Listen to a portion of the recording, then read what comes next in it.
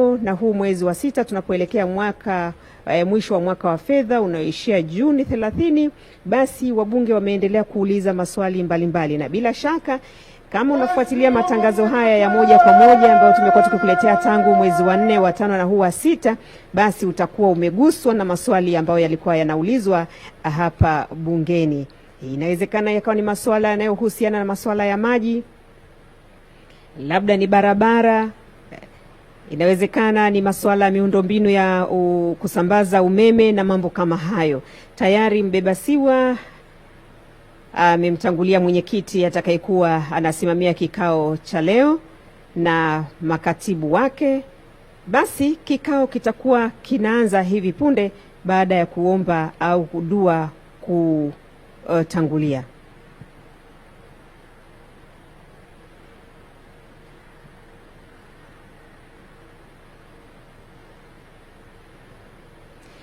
Namna hiyo siwa ni alama muhimu ya bunge. Basi ukiona hapo ujue ni kikao cha bunge kinaendelea, mala ukiona basi haipo ujue ni bunge linageuka kuwa kamati. Mimi ni Victoria Patrick, kwenye picha mkalimani wa lugha ya alama ni Habibu Purute, na baadaye tutakuwa na Tusajigwe Ernest. Karibu katika dua ya kuliombea bunge. Dua ya kuiombea nchi yetu na kuliombea bunge. Mwenyezi Mungu mtukufu, muumba mbingu na dunia, umeweka katika dunia serikali za wanadamu na mabunge ya mataifa ili haki yako itendeke. Twakuomba uibariki nchi yetu, idumishe uhuru, umoja, haki na amani. Umjalie rais wetu Mheshimiwa Daktari Samia Suluhu Hassan hekima, afya njema na maisha marefu, ili pamoja na wanaomshauri wadumishe utawala bora. Utuongezee hekima na busara sisi wabunge wa bunge hili la Jamhuri ya Muungano wa Tanzania, na utupe uwezo wa kujadili kwa dhati mambo yatakayoletwa mbele yetu leo, ili tufanye maamuzi sahihi yenye manufaa kwa watu wote na ustawi wa nchi yetu. Amina.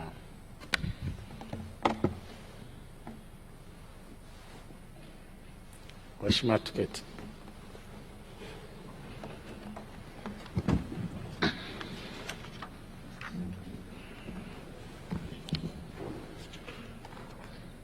Katibu. Maswali. Tunaanza na ofisi ya Rais TAMISEMI. Mheshimiwa Charles Muguta Kajege, mbunge wa Mwibara, sasa aulize swali lake. Mbunge wa Mwibara nauliza, je, lini serikali itakamilisha ujenzi wa shule za sekondari Bulamba na Nansimo ili zitoe elimu ya kidato cha 5 na 6? Swali limeelekezwa katika ofisi ya Rais, tawala za mikoa na serikali za mitaa, na naibu waziri Daktari Festo Dugange anaenda kujibu swali hilo. Mheshimiwa Mwenyekiti, shule ya sekondari Nansimo ilipata kibali cha kupokea wanafunzi wa kidato cha 5 kwa barua yenye kumbu namba EB 280-315-381610 ya tarehe 20 mwezi wa 11 2023, ambapo jumla ya wanafunzi 176 wa kidato cha 5 walipangiwa mwezi Julai 2024. Aidha, shule 3 za mashauri ya wilaya ya Bunda zikijumuisha Chitengule ya jimbo la Mwibara zipo kwenye mpango wa kupandishwa hadhi kuwa na kidato cha 5 na 6. Mheshimiwa Mwenyekiti, katika mwaka wa fedha 2024/25 serikali imetoa shilingi milioni 130 kwa ajili ya ujenzi wa bweni moja katika shule ya sekondari Chitengule kwa ajili ya maandalizi ya kuipandisha hadhi kuwa ya kidato cha 5 na 6. Mheshimiwa Mwenyekiti, serikali itaendelea kukamilisha ujenzi wa miundombinu katika shule za sekondari zilizo kwenye mpango wa halmashauri kwa ajili ya kupandishwa hadhi kuwa za kidato cha 5 na 6. Mheshimiwa Kasalali. Nakushukuru Mheshimiwa Mwenyekiti. Kwanza nishukuru serikali kwa majibu mazuri kwa niaba ya watu wa Mwibara. Lakini Mheshimiwa Mwenyekiti, na maswali mawili ya nyongeza.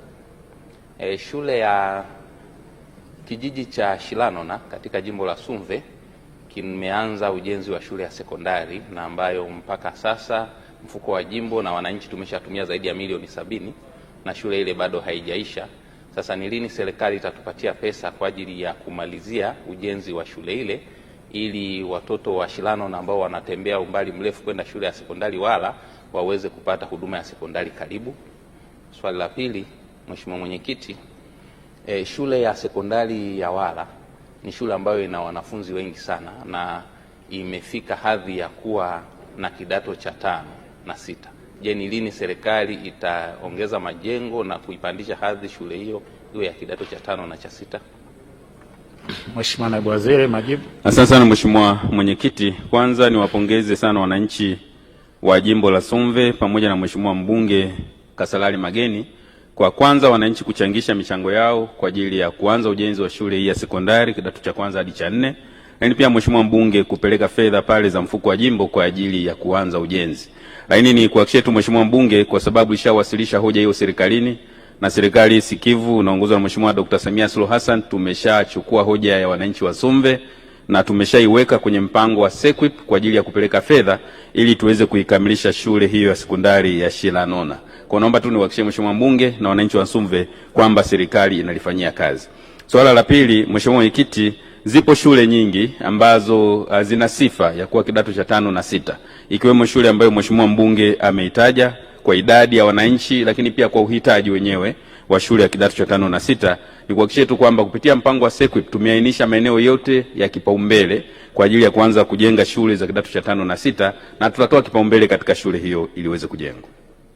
Mheshimiwa Mwita Waitara. Asante Mwenyekiti. Mheshimiwa Mwenyekiti, katika jimbo la Tarime vijijini unakuta kuna shule moja ina walimu 3 wa Kiswahili lakini shule jirani haina mwalimu wa Kiswahili, au shule nyingine na walimu 2 wa hesabu lakini shule nyingine haina mwalimu wa hesabu, vivyo hivyo katika masomo mengine. Je, serikali ipo tayari kutoa mwongozo na maelekezo mahususi pale Tarime vijijini ili wafanye msawazo palipo na upungufu wa masomo fulani, walimu wapelekwe ili wanafunzi wote kwa pamoja waweze kupata elimu inayofanana na wafanye mitihani sawa sawa na waweze kufanya vizuri katika mitihani yao? Asante. Mheshimiwa Naibu Waziri, majibu. Asante sana Mheshimiwa Mwenyekiti. Serikali ishatoa mwongozo kwanza wa kuhakikisha kwamba shule katika halmashauri zetu katika mikoa yetu zinakuwa na usawa katika upatikanaji wa walimu wa masomo mbalimbali wakiwemo walimu wa masomo ya hisabati na masomo ya sayansi. Kwa hiyo naomba nitumie nafasi hii kwa sababu ni wajibu wa mkurugenzi wa mashauri ya Tarime, ni wajibu wa afisa elimu sekondari msingi wa mashauri ya Tarime, na pia ni wajibu wa RIO afisa elimu wa mkoa wa Tarime. Nitoe maelekezo kwa mkurugenzi wa mashauri ya Tarime kwamba ndani ya wiki 2 wapitie shule hizo ambazo zina walimu wengi zaidi wa hisabati na sayansi na waangalie zile shule ambazo zina walimu wachache zaidi ili wafanye msawazo wa ndani, kuhamisha walimu kwenda kwenye shule ambazo hazina walimu kabisa, wakati serikali ikiendelea kuandaa vibali kwa ajili ya kwenda kuziba gap ya watumishi katika maeneo hayo. Mheshimiwa Jackson Kiswaga. Asante sana Mheshimiwa Mwenyekiti kwa kunipa nafasi. Kata ya Nzihi katika jimbo la Kalenga ina shule za sekondari 2, lakini watoto wanakwenda mbali sana kutafuta masomo ya kidato cha 5 na cha 6. Je, ni mpango gani wa serikali kutupatia shule ya kidato cha 5 na cha 6? Mheshimiwa Naibu Waziri, majibu. Mheshimiwa Mwenyekiti, moja ya vipaumbele vya serikali ni kuhakikisha tunasogeza huduma za elimu karibu zaidi na jamii na wanafunzi ili kuepuka wanafunzi kusafiri umbali mrefu kufuata huduma za kidato cha 5 na 6. Kwa naomba nitumie nafasi kwanza nimhakikishie Mheshimiwa Kiswaga kwamba serikali kupitia mpango wa SEQUIP imeendelea kuainisha maeneo yenye uhitaji wa shule za kidato cha 5 na 6, na tutaipitia pia kata ya Nzihi katika jimbo la Kalenga ili kuona katika eneo hilo eneo gani linafaa kuwa na kidato cha 5 na 6. Moja ya shule hizo tunaweza kupandisha hadhi kwa kidato cha 5 na 6. Lakini pia nitumie nafasi hii kumsisitiza mkurugenzi wa mashauri ya wilaya ya Iringa waanze kufanya tathmini hiyo kupitia wataalamu wake na kuwasilisha ofisi ya Rais TAMISEMI, lakini pia kuanza kutenga mapato ya ndani kwa awamu kwa ajili ya kuanza kujenga baadhi ya miundombinu wakati serikali pia ikitafuta fedha kwa ajili ya ujenzi wa shule hiyo. Mheshimiwa Ikupa Alex. Nakushukuru Mheshimiwa Mwenyekiti kwa kunipa nafasi hii. Nini mkakati wa serikali kuhakikisha kwamba kuna utoshelevu wa walimu wa elimu maalum? Mheshimiwa Naibu Waziri, majibu. Mheshimiwa Mwenyekiti, serikali inatambua umuhimu wa kuboresha miundombinu ya elimu kwa wanafunzi wenye mahitaji maalum, lakini pia walimu ambao wanafundisha wanafunzi wenye mahitaji maalum. Na ndio maana viko vyuo ambavyo vinafundisha walimu wenye uwezo wa kwenda kufundisha wanafunzi wenye mahitaji maalum, lakini zipo shule ambazo zina miundombinu maalum kwa ajili ya wanafunzi wenye mahitaji maalum. Kwa naomba nimhakikishie Mheshimiwa Stella Ikupa kwamba kama ambavyo serikali imeendelea kuboresha miundombinu, walimu pamoja na vifaa vya kujifunzia na kufundishia kwa wanafunzi wenye mahitaji maalum, itaendelea kufanya hivyo, na kila kwenye bajeti ya kila mwaka wa fedha, ikiwemo bajeti ya mwaka ujao 25-26, bajeti hiyo imetengwa kwa ajili ya kuhakikisha kwamba tunaboresha mazingira ya wanafunzi wenye mahitaji maalum. Asante. Tunaendelea na ofisi ya Makamu wa Rais, Muungano na Mazingira. Mheshimiwa Zahoro Mohamed Haji, mbunge wa Mwera, sasa aulize swali lake. Mbunge wa Mwera anataka kufahamu lini serikali italeta mswada wa sheria kuhusu changamoto za muungano zilizopatiwa ufumbuzi ili ziwe kwa mujibu wa sheria.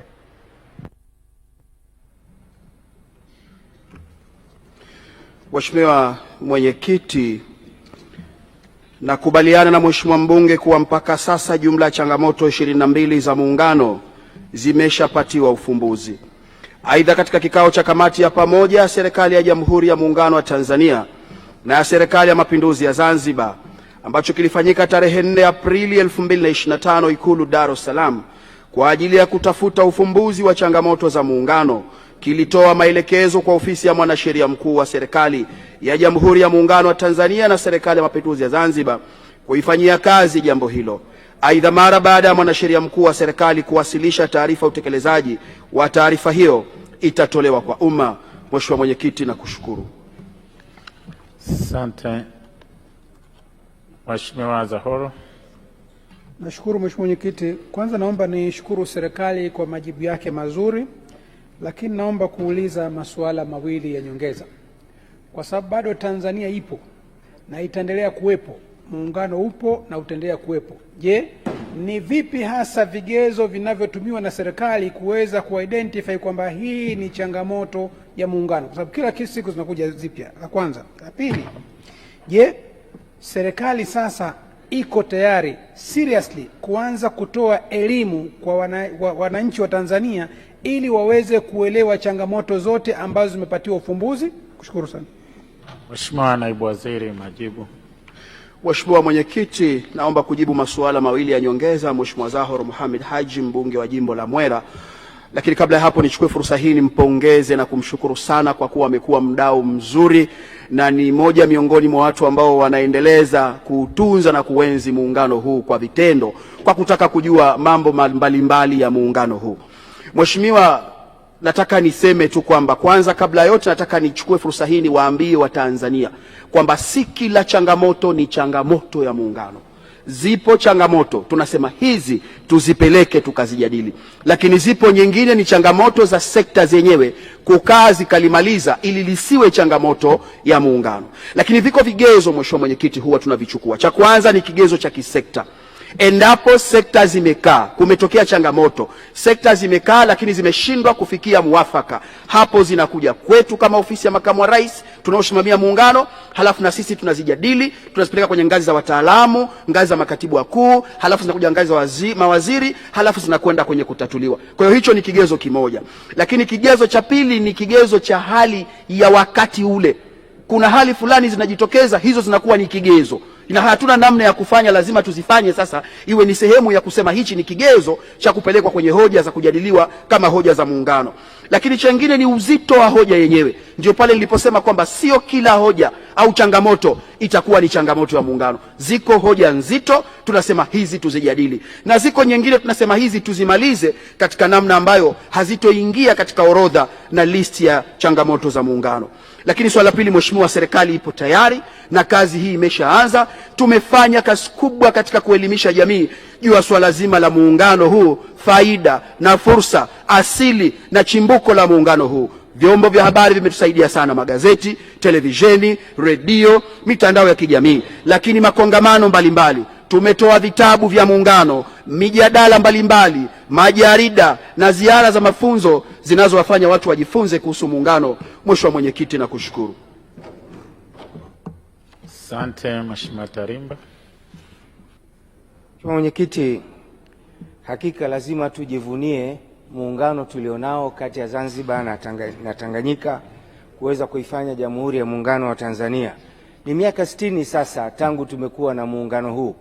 Hivi sasa serikali haioni kwamba ina uzoefu wa kutosha pale inapobaini changamoto na kujipa muda mchache sana wa kuweza kuzitatua badala ya kukaa kipindi kirefu mpaka hoja ikawa ni changamoto?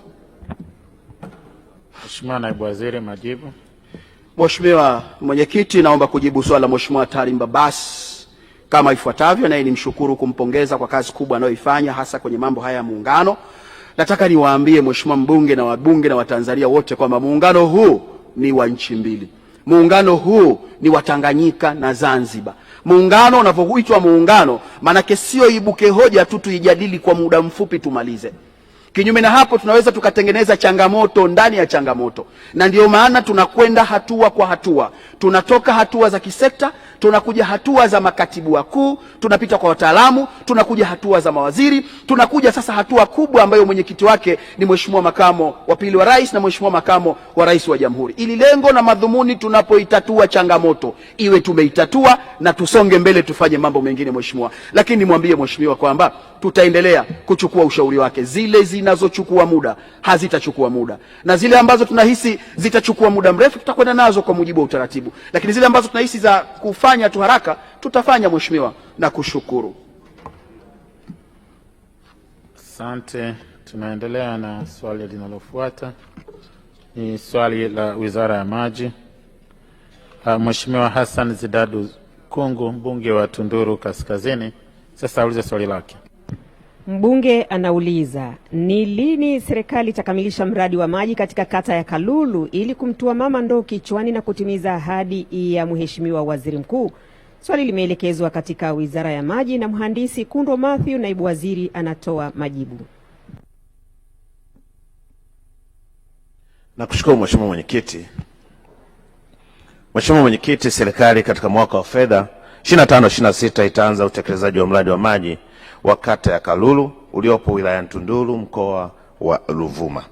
Kazi zinazotarajiwa kutekelezwa katika mradi huo ni pamoja na ujenzi wa nyumba 2 za mitambo pump house, ufungaji wa pampu za kusukuma maji, ujenzi wa matanki 2 yenye ujazo wa lita 50,000 kila moja, ulazaji wa mabomba umbali wa kilomita 13 sanjari na ujenzi wa vituo 10 vya kuchotea maji kwa malipo ya kabla. Mradi huo unatarajiwa kunufaisha zaidi ya wananchi 4715 waishio katika vijiji viwili vya Lahaleo, Mbugulaji vilivyopo katika kata ya Kalulu. Mheshimiwa Hassan Zidadu Kungu. Asante Mwenyekiti, pamoja na majibu mazuri ya serikali nina maswali mawili madogo ya nyongeza. Je, ni lini serikali itakuwa na mpango maalum wa kubadilisha mita za zamani na kufunga mita za malipo kabla ya matumizi kwenye miradi ya zamani yote ili kuboresha malipo na kurahisisha kwa watumi, kwa zile jumuiya za maji? Lakini swali la pili, Mheshimiwa Mwenyekiti, mradi huu wa maji wa kata ya Kalulu ulikuwa ni ahadi ya Mheshimiwa Waziri Mkuu toka mwaka 2017. Utakuta ni muda mrefu sana mpaka sasa haujakamilika ule mradi. Je, waziri ana kauli gani ya kuwaambia wanakalulu kwamba mradi ule utakwenda kukamilika kwa wakati ili kutekeleza ahadi ya Mheshimiwa Waziri na kumtoa mama ndoo kichwani? Asante. Asante Mheshimiwa Naibu Waziri. Mheshimiwa Mwenyekiti, nakushukuru sana, pia namshukuru kaka yangu Hassan Zidadu Kungu, mbunge wa jimbo la Tunduru Kaskazini, kwa kazi kubwa na nzuri ambayo anaendelea kuifanya na kuwatetea wananchi wake, na hakika pia kuungana na Mheshimiwa Rais kwenye ajenda yake ya kumtoa mama ndoo kichwani. Mheshimiwa Mwenyekiti, kwa kipengele cha kwanza kufunga prepaid water meter, Mheshimiwa Mwenyekiti, tayari Wizara ya Maji imeshaanza kufunga prepaid water meter kulingana na wateja wapya kwa sababu hizi ni gharama ambazo zinabebwa na serikali moja kwa moja. Kwa hiyo tunachokifanya, wale wapya tunaanza kuwafungia wanapoomba yale maombi ya kuunganishiwa maji. Lakini la pili ni kwamba tutaenda sasa kuanza kuphase out zile mechanical meters ambazo zilikuwepo hapo kabla, ambazo zilikuwa zinatumika hatua kwa hatua kulingana na fedha ambazo zitakuwa zinapatikana. Na lengo kubwa la kufunga prepaid water meter, tunaamini kwamba kwanza kabisa litapunguza changamoto za bili ambazo zinakuwa zinaleta utata.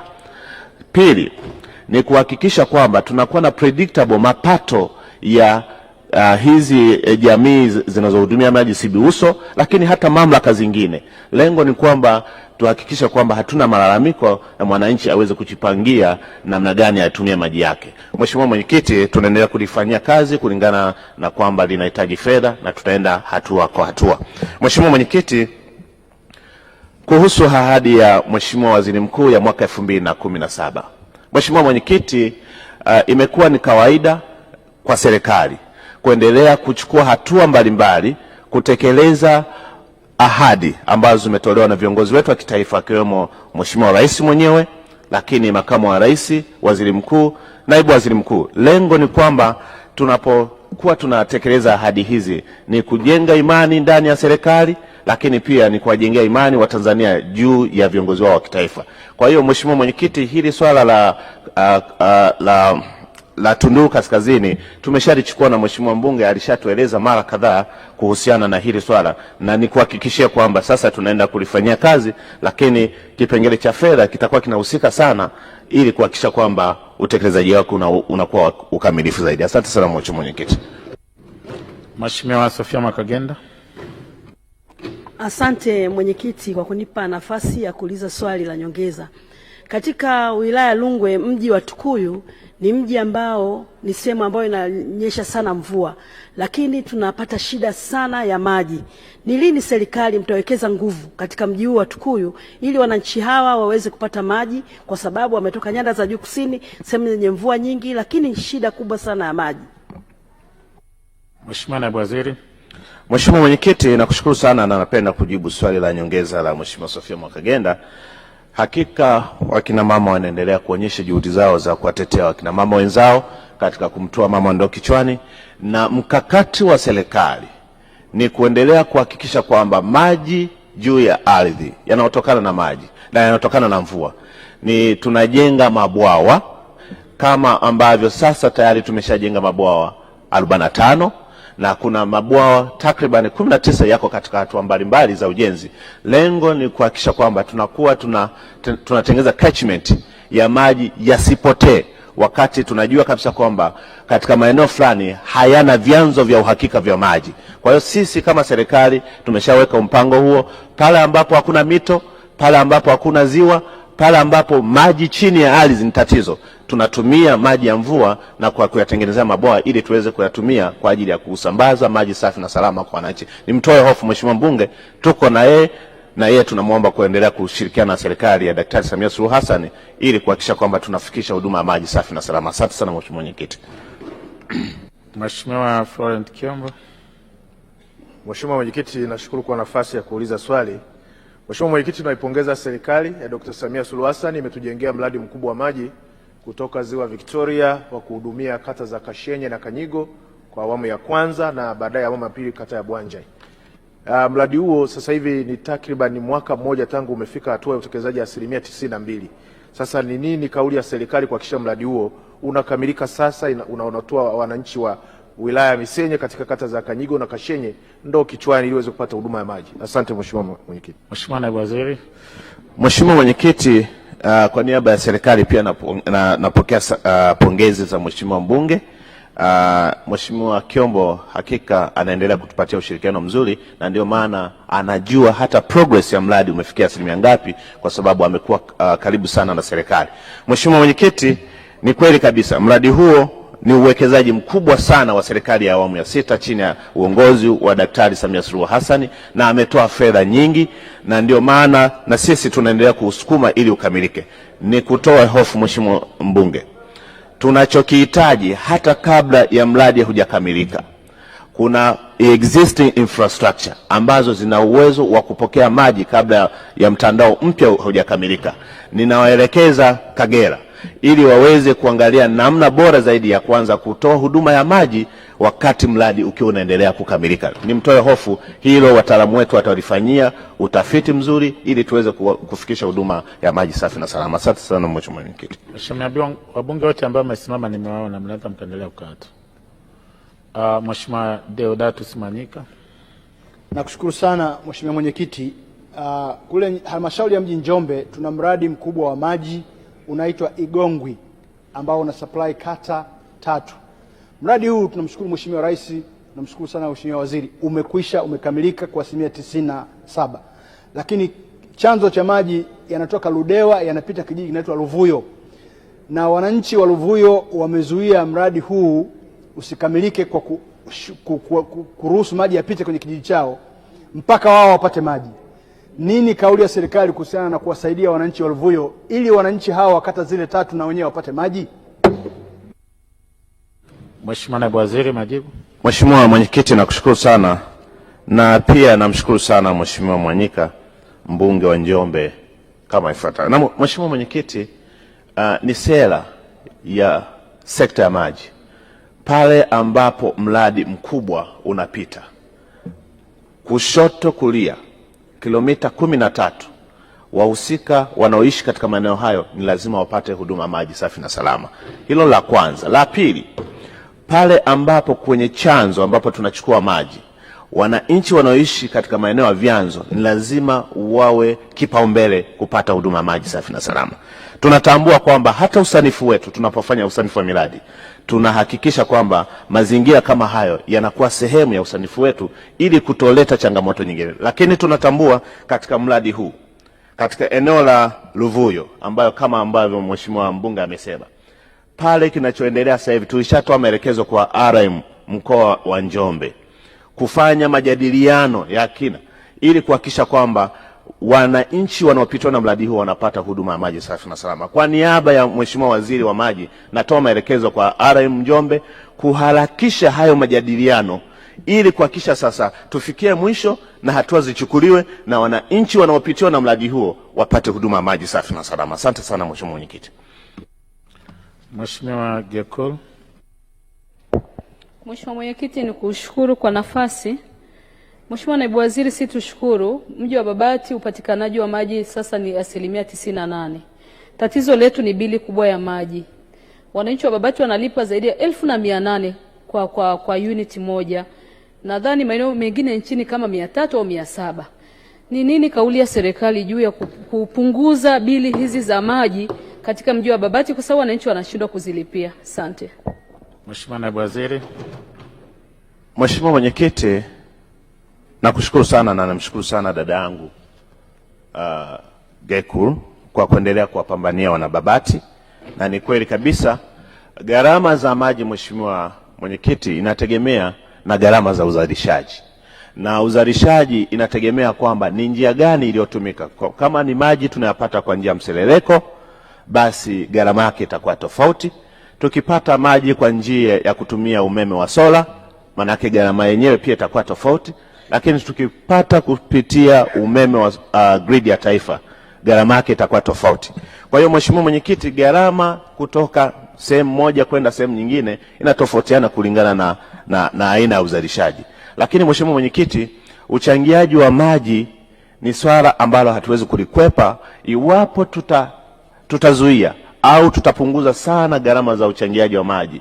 Maana yake kwamba sustainability ya miradi hiyo itafikia kipindi watashindwa kulipea hata vitu vidogo vidogo vitakapokuwa vinaharibika, na matokeo yake mradi mzima utakuwa na changamoto ambayo haitoweza. Lakini nimshukuru sana Mheshimiwa mbunge, tunalipokea kama serikali, tutatuma wataalamu wetu, wataenda kufanya tathmini na kuangalia gharama za uzalishaji na gharama ambayo tunaifikisha kwa mtumiaji, ili tuone kama kuna nafasi ya kupunguza. Serikali haitosita kuchukua hatua ya kupunguza gharama ili mradi Mtanzania apate maji kwa gharama ambayo inakubalika. Asante sana Mheshimiwa Mwenyekiti. Mheshimiwa Eric Chigongo.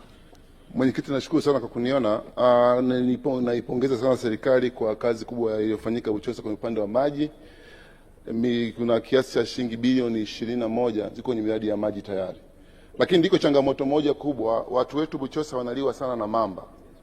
Maeneo ya kando ya ziwa miradi hii haijafika. Je, serikali iko tayari kuongeza DP kwenye maeneo kama Maisome, Kanyara, Nyakaliro ili watu waweze kujipatia maji kwa urahisi na kuweza kuokoa maisha yao? Mheshimiwa Naibu Waziri, majibu. Mheshimiwa Mwenyekiti, nakushukuru sana na namshukuru sana kakangu Eric Shigongo, mbunge wa Buchosa, na kwa kuendelea kuwasemea wananchi ili kuwaondosha katika hatari ambayo mamba kwa kweli ni wakali ambao wanaweza kusababisha majanga makubwa, na serikali isingependa kuwaweka wananchi wake katika mazingira ambayo hayana usalama. Hili ni ombi la Mheshimiwa mbunge, na sasa serikali tunaipokea ombi hili na tutatuma wataalamu wetu kwenda kuangalia namna bora zaidi ya kuchukua hatua stahiki ili kuepusha mazingira hatarishi kwa wananchi wetu, lakini pia waweze kupata huduma ya maji safi na salama. Mheshimiwa mbunge, serikali tutaenda kulifanyia kazi kwa uzito stahiki. Asante sana Mheshimiwa Mwenyekiti. Mheshimiwa Jonas Zeland. Asante sana Mheshimiwa Mwenyekiti. Mkandarasi anayejenga mradi wa maji katika kijiji cha Tandali, Homboza na Mlali amekuwa akisuasua sana kwa kisingizio cha kutokulipwa kwa wakati, na mpaka sasa yuko chini ya 60%. Je, nini kauli ya serikali juu ya kumlipa huyu mkandarasi ili aweze kumalizia miradi hii mikubwa ya maji katika hivi vijiji nilivyovitaja? Mheshimiwa Mwenyekiti, nakushukuru sana na namshukuru sana kakangu Jonas mbunge Mvomero kwa kazi nzuri, na nakumbuka nilifika Mvomero tukapita katika maeneo na upatikanaji wa maji kwa kipindi cha serikali ya awamu ya 6 inaongozwa na Daktari Samia Suluhu Hassan. Mvomero imeongezeka kwa kasi kubwa sana, lakini pia bado tunatambua kwamba bado kuna changamoto za hapa na pale, lakini pia tunatambua kwamba wakandarasi wetu wanahitaji fedha ili waweze kuendelea na miradi, na tayari waziri wa maji ameshaelekeza katibu mkuu ili waweze kukusanya maombi yote, zile hati za madai, ili wakandarasi walipwe na waendelee. Na pia tuna majadiliano na wenzetu Wizara ya Fedha kuendelea kuhakikisha kwamba upatikanaji wa fedha unaendelea kuwepo ili na sisi Wizara ya Maji tuweze kuwalipa wakandarasi wetu na waendelee kunani. Nikutoe hofu, tutaendelea kulifanyia kazi. Asante sana Mheshimiwa Mwenyekiti. Mheshimiwa Yahaya. Nashukuru sana Mheshimiwa Mwenyekiti. Mheshimiwa Mwenyekiti, wakati wa mapokezi za Mwenge wa Uhuru ndani ya jimbo langu pamoja na shughuli zingine, ulizindua mradi mkubwa wa maji katika kata ya Michiga, ambapo vijiji vya Michiga, Mnazi Mmoja na Pachani vitanufaika na mradi huo. Kwa kuwa mradi ulizinduliwa bila kukamilika kwa 100%, je, serikali iko tayari kuhakikisha kwamba mkandarasi ule anakamilisha mradi ule kwa wakati ili wananchi wa vijiji husika wakanufaika na mradi huo? Mheshimiwa Naibu Waziri, majibu. Mheshimiwa Mwenyekiti, nakushukuru sana, namshukuru sana kakaangu Yahaya Muhata kwa kazi nzuri anayoendelea kuifanya, lakini vile vile serikali hairuhusu mradi kuzinduliwa ukiwa hujakamilika kwa 100%, lakini kama kukiwa kuna mazingira ya kuzindua, basi tumeshajilizisha kwanza kutakuwa na ubora wa maji unaotakiwa, pili kutakuwa na mazingira ya miundombinu kuwa yamekamilika bila kusababisha upotevu wa maji iwapo yataanza kutumika. Kwa mantiki hiyo na kwa muktadha huo, Mheshimiwa Mwenyekiti, mradi kama umefikia 100% nzuri kabisa, nimtoe hofu, serikali tuko tayari kumsisitiza mkandarasi akamalizie vipengele ambavyo vinaonekana havijakamilika. Japo kwa sasa Mheshimiwa Mwenyekiti sina taarifa sahihi, lakini ngoja nikitoka hapa nitaenda kulifanyia kazi na nitapa mrejesho Mheshimiwa mbunge ili tuweze kuona namna gani unakamilika kwa 100%. Asante sana Mheshimiwa Mwenyekiti. Mheshimiwa Charles Kajege. Asante Mheshimiwa Mwenyekiti. Hivi karibuni tumeona miradi mikubwa sana ya maji mbali kutoka katika vyanzo vya maji kama maziwa Victoria na Lake Tanganyika, lakini maeneo ambayo yako karibu na maziwa au vyanzo hivyo hayana maji. Je, ni lini serikali sasa itabadilisha sera hiyo ili maeneo ambayo karibu na hivi vyanzo vya maji yapate maji? Mheshimiwa Naibu Waziri, majibu. Mheshimiwa Mwenyekiti, nakushukuru sana, namshukuru sana kakaangu Kajege, na yeye anatoka kanda ya Ziwa, yuko karibu na Ziwa Victoria, naamini kabisa kwamba anatamani pia kwamba maji yaweze kumfikia. Sera ya serikali ni kuhakikisha kwamba vyanzo vyetu vya uhakika ni maziwa, mito, na mara nyingine tunachimba lakini na maji chini ya ardhi kwa kuchimba visima.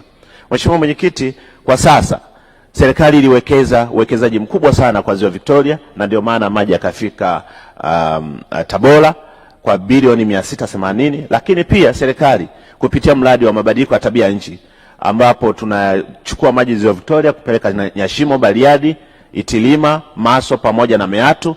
Huo ni mkakati wa serikali kuendelea kuwekeza, lakini pia sasa tunafanya feasibility study na detailed design kwa ajili ya matumizi ya Ziwa Tanganyika kwa mikoa ya Kigoma, Katavi na Rukwa. Lengo ni kwamba tunaenda kutumia vyanzo vyetu vya uhakika, mito mikubwa kama Malagarasi na maziwa mengine yote, ili tuweze kuyatumia kwa manufaa ya Watanzania. Kwa hiyo nimtoe hofu, mkakati wa serikali na sera ya serikali ni kuhakikisha kwamba tunatumia vyanzo hivyo, lakini kwa mazingira ambayo yanaruhusiwa. Asante sana Mheshimiwa Mwenyekiti. Mheshimiwa Boniface Getere. Nakushukuru Mheshimiwa Mwenyekiti. Mheshimiwa Mwenyekiti, naishukuru serikali kwa kupeleka milioni 240 kijiji cha Hunyari kumalizia kazi na kumalizia rambo la Mihingo. Mheshimiwa Mwenyekiti, wiki mbili zilizopita Mheshimiwa Waziri wa Maji aliagiza mitambo iende kijiji cha Mikomaliro na kijiji cha Kiandege kuziba rambo la Kiandege na rambo la Mikomaliro. Sasa mpaka leo ni wiki ya 5 hiyo mitambo haijaenda. Je, lini mitambo hiyo itaenda? Mheshimiwa Naibu Waziri, majibu kwa ufupi. Mheshimiwa Mwenyekiti, napokea changamoto hii kutoka kwa Mheshimiwa Getele na kuona namna gani waziri wa fedha waziri wa maji ameagiza na halijatekelezwa. Natoka hapa na kwenda kufuatia utekelezaji wake wa maelekezo ya waziri wa maji. Asante sana Mheshimiwa Mwenyekiti. Mheshimiwa Engineer Samuel Ayumu. Asante Mheshimiwa Mwenyekiti kwa kunipa nafasi ya kuuliza swali dogo la nyongeza. Kata ya Giting ilikuwa inategemea maji kutoka vyanzo vya Mlima Hanang. Baada ya maporomoko ya mlima, upungufu wa maji umekuwa mkubwa sana. Survey imeshafanyika kuchimba visima viwili. Je, lini visima hivyo vitachimbwa? Mheshimiwa Naibu Waziri, majibu. Mheshimiwa Mwenyekiti, nakushukuru sana, namshukuru sana Mheshimiwa Engineer Samuel. Nakumbuka pia tuliweza kutembelea katika maporomoko yale ya Hanang na tuliona namna gani miundombinu ilivyokuwa imeharibiwa, lakini serikali iliwekeza fedha pale kurejesha ile miundombinu, lakini pia na kutengeneza njia mbadala ya kupata huduma ya maji. Lakini katika hivi visima viwili ambavyo Mheshimiwa Mbunge amevitaja, naomba nivipokee kwa ajili ya ufuatiliaji, tuone kwamba vinaweza kuanza kuchimbwa lini, lakini natambua kwamba Wizara ya Maji kupitia bajeti yake ambayo tumeipitisha 25-26 inaenda kutatua changamoto ya maeneo ambayo hayana maji kutokana na miradi mikubwa kutopita. Sasa tunaenda kuchimba visima katika vijiji vingi ambavyo vitakuwa vijapitiwa. Nimtoe hofu, na hivi vijiji viwili vitakuwa sehemu ya utekelezaji wa mradi hiyo ya uchimbaji wa visima. Asante sana Mheshimiwa Mwenyekiti. Mheshimiwa Neema. Asante Mheshimiwa Mwenyekiti, ninataka kufahamu ni upi mkakati walionao kama wizara kuongeza flow ya maji katika mji wa Isongole. Maji yapo lakini maji kwenye bomba yanatoka kidogo sana. Asante. Mheshimiwa Naibu Waziri, majibu. Mheshimiwa Mwenyekiti, napenda kujibu swali la Mheshimiwa Neema kama ifuatavyo. Mheshimiwa Mwenyekiti, kama kuna flow ya maji ni ndogo, manake pressure yake sio nzuri. Na kama pressure yake sio nzuri, kuna mambo mawili yanaweza yakatokea pale. Inawezekana jiografia ya pale inasababisha kuna maeneo mengine maji yanafika yakiwa pressure imeshakuwa ndogo. Sasa tunaagiza wataalamu wetu wakafanye utafiti pale, wajiridhishe kama tutahitaji kuweka booster station katikati ili kuongeza speed ya maji kuwafikia wateja, basi tutafanya hivyo. Lakini kama kutakuwa na changamoto ya uchakavu wa miundombinu ambapo kuna upotevu wa maji sehemu fulani inatokea, basi napo tutachukua hatua stahiki kuhakikisha kwamba maji hapotei, yanafika kwa wateja, lakini yakiwa na kasi inayotakiwa kwa ajili ya wananchi kuyatumia. Asante sana Mheshimiwa Mwenyekiti. Asante. Tunaendelea na swali linalofuata. Mheshimiwa Jacqueline Kainja Andrew, mbunge wa viti maalum, auliza swali lake. Lini tatizo la maji litamalizwa kwa maeneo yasiyo na mito, mabwao wala mradi wa maji Ziwa Victoria, hasa kijiji cha Kiomboi, kitongoji cha Madole 6? Majibu ya serikali. Mheshimiwa Naibu Waziri, majibu. Nakushukuru Mheshimiwa Mwenyekiti. Mheshimiwa Mwenyekiti, dhamira ya serikali ni kuhakikisha vijiji vyote vinafikiwa na huduma ya maji safi, salama na yenye kutosheleza. Katika kutekeleza azima hiyo, serikali inatekeleza programu ya uchimbaji wa visima 5 kwenye kila jimbo, hususani kwenye vijiji visivyokuwa na huduma ya maji nchini. Kupitia programu hiyo, kitongoji cha Modelesta kilichopo kijiji cha Kiombo wilayani Sikonge kitachimbiwa kisima kirefu kwa ajili ya kutoa huduma ya maji kwa wananchi wa eneo hilo, ambapo kwa sasa kazi ya utafiti wa maji chini ya ardhi inaendelea. Aidha, serikali inaendelea na mradi wa utafiti wa maji ardhini na uchimbaji wa visima 17 katika vijiji vyote ambavyo havijafikiwa na huduma ya maji wilayani Sikonge. Mheshimiwa Martha Festo. Pamoja na majibu mazuri ya serikali, nina swali moja la nyongeza. Mkoa wetu wa Katavi una changamoto ya maji kutokana kwamba na wimbi kubwa la wageni wanaokuja kutafuta fursa mbalimbali za kibiashara. Je, upi mkakati wa serikali sasa kutoa maji katika ziwa Tanganyika na kuyaleta katika mji wa Mpanda ili wananchi wetu waweze kupata maji ya uhakika? Mheshimiwa Naibu Waziri, majibu. Asante sana Mheshimiwa Mwenyekiti. Tayari serikali kwa kushirikiana na waheshimiwa wabunge wa mikoa ya Kigoma, Katavi na Rukwa, tayari tumeshaanza kufanya survey ili kuhakikisha kwamba tunajiridhisha tunahitaji fedha kiasi gani, lakini pia kuna maeneo mengine ambayo tayari wameshaanza kutumia maji ya ziwa Tanganyika, lakini kwa upande wa Katavi bado hatujaanza kutumia maji yao, lakini bado kuna miradi mikubwa inaendelea katika mji wa Mpanda. Kuna miji 28 unaendelea, ambapo ukishakamilika upatikanaji wa maji ni zaidi ya 80% kwa upande wa Mpanda. Mheshimiwa Mwenyekiti, tunapokea ushauri wa Mheshimiwa mbunge na serikali itaendelea kuharakisha kufanya feasibility study and detailed design ili kuhakikisha kwamba tuna establish gharama ambazo zitahitajika kwenda kujenga mradi huo, na ili wananchi waanze kufaidika na maji ya kutoka ziwa Tanganyika, hasa mikoa ya Rukwa, Katavi na Kigoma. Asante sana Mheshimiwa Mwenyekiti. Mheshimiwa Dr. Angelina Mabula. Asante Mheshimiwa Mwenyekiti, ningependa kumuuliza Mheshimiwa Waziri, katika taasisi za elimu hasa shule za sekondari na msingi hazina maji ya uhakika, aidha kutokana na wakati mwingine bili kwa kubwa wanashindwa kulipa. Je, hawaoni kwamba ni muda mwafaka sasa kuwachimbia visima katika maeneo hayo, hasa zile shule ambazo zinasuasua katika ulipaji wa bili, ili wawe na maji ya uhakika? Mheshimiwa Naibu Waziri, majibu. Nakushukuru sana Mheshimiwa Mwenyekiti. Mheshimiwa Mwenyekiti, ni lengo la serikali ya Daktari Samia Suluhu Hassan kuhakikisha kwamba Watanzania wanaweza kuwa na accessibility ya maji, na maji hayo yawe affordable, lakini pia yawe safi na salama. Mheshimiwa Mwenyekiti, kuna maeneo ambayo tutachimba visima pale ambapo tukipima na kujiridhisha maji chini ya ardhi yanapatikana, na pale ambapo tutajiridhisha maji chini ya ardhi hayapatikani, tutafanya extension ya miradi iliyoko karibu pale. Gharama hazitokwepeka kwa baadhi ya maeneo, lakini kuna maeneo ambapo visima tutakapoweza kuchimba utaweza kukwepeka. Lakini Mheshimiwa Mwenyekiti, serikali katika usanifu wa miradi mikubwa tumeendelea kutoa kipaumbele kwenye taasisi za umma, zahanati, vituo vya afya, lakini pia na shule za msingi na sekondari. Lengo ni kuhakikisha kwamba watoto wetu wanapokuwepo mashuleni wawe na uhakika wa kupata huduma ya maji safi na salama. Gharama kubwa za maji zitasababisha baadhi ya shule kushindwa kulipia, na wakishindwa kulipia matatizo yatarudi kwa watoto wetu ambao wako katika mashule hayo. Tunapokea ushauri wa Mheshimiwa mbunge wa Ilemela mahiri kabisa. Tutaendelea kulifanyia kazi na kulichakata kuona kwa namna gani tutashirikiana na ofisi ya Rais TAMISEMI kuja na mkakati mzuri zaidi wa kutatua changamoto hii kwa muda ambao unakuja. Asante sana Mheshimiwa Mwenyekiti. Asante.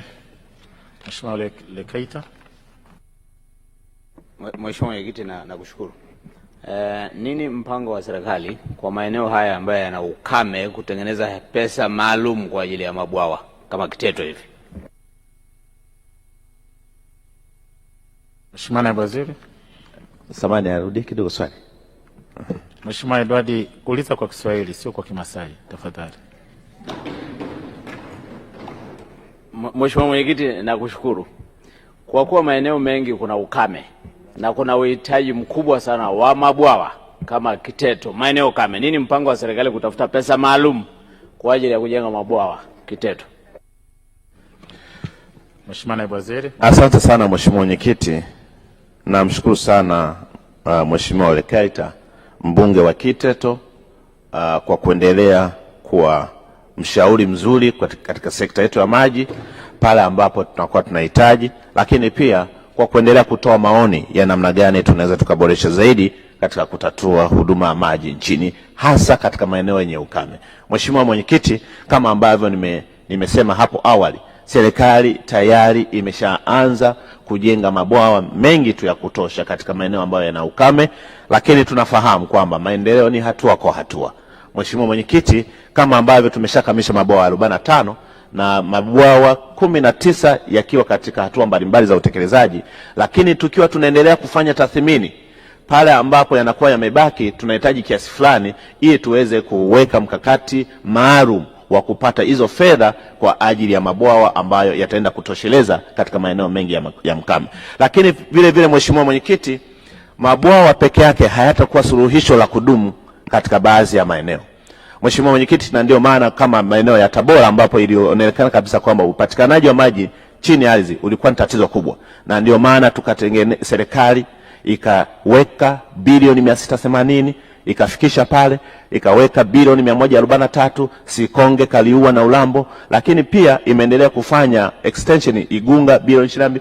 Mambo haya yanafanyika kwa sababu serikali ina dhamira ya dhati kabisa ya kuhakikisha kwamba wananchi wake, haijalishi wako katika maeneo gani, lengo kubwa ni kwamba wapate huduma ya maji safi na salama na yenye kutosheleza. Mheshimiwa mbunge, tumepokea ushauri wako, tutaufanyia kazi. Asante sana.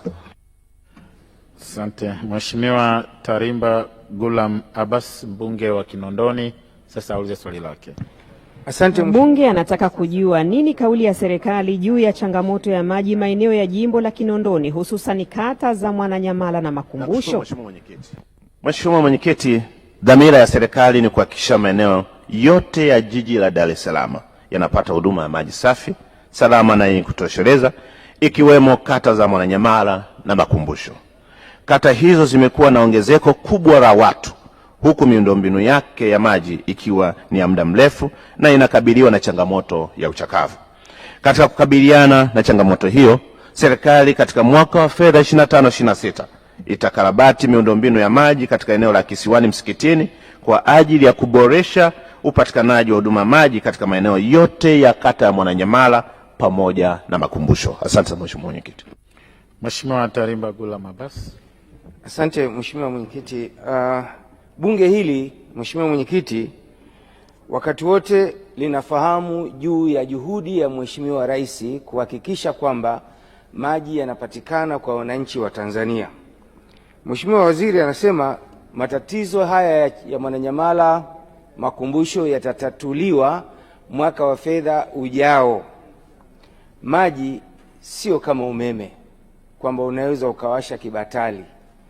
Maji lazima upate maji. Sasa hawa wananchi, swali langu, hawa wananchi watakaa hivyo mpaka mwaka wa fedha unaokuja ambayo tarehe haijulikani, wanakwenda kupata maji kwa njia gani? Swali langu hilo la kwanza.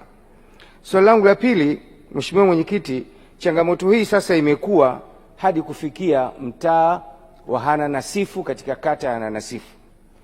Ina maana matatizo yanaendelea kuwa mengi. Swali langu, DAWASA inafanya biashara.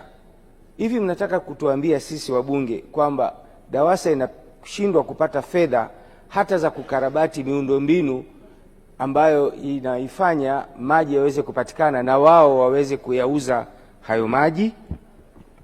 Mheshimiwa Naibu Waziri, majibu. Mheshimiwa Mwenyekiti, kwanza nianze kwa kumpongeza Mheshimiwa Abasi Tarimba, mbunge wa Kinondoni. Tunamshukuru sana kwa kuendelea kushauri serikali katika sekta hii ya maji, na sisi serikali kupitia kwa wataalamu wetu tumekuwa tukipokea maoni hayo. Mheshimiwa Mwenyekiti, ni kweli kabisa Mwananyamala na Makumbusho ni lazima kuwepo na mabadiliko ya miundombinu ambayo ilikuwa inatoa huduma ya maji, na uchakavu wake pia unaweza unakuwa ni tatizo jingine. Lakini kikubwa, Mheshimiwa Mwenyekiti, maji kutopatikana katika maeneo haya sio tu kwa sababu ya uchakavu wa miundombinu. Jiji la Dar es Salaam, wakazi wanapoingia na kutoka, wanapojenga na kubomoa, inatuathiri hata sisi katika miundombinu yetu ya maji.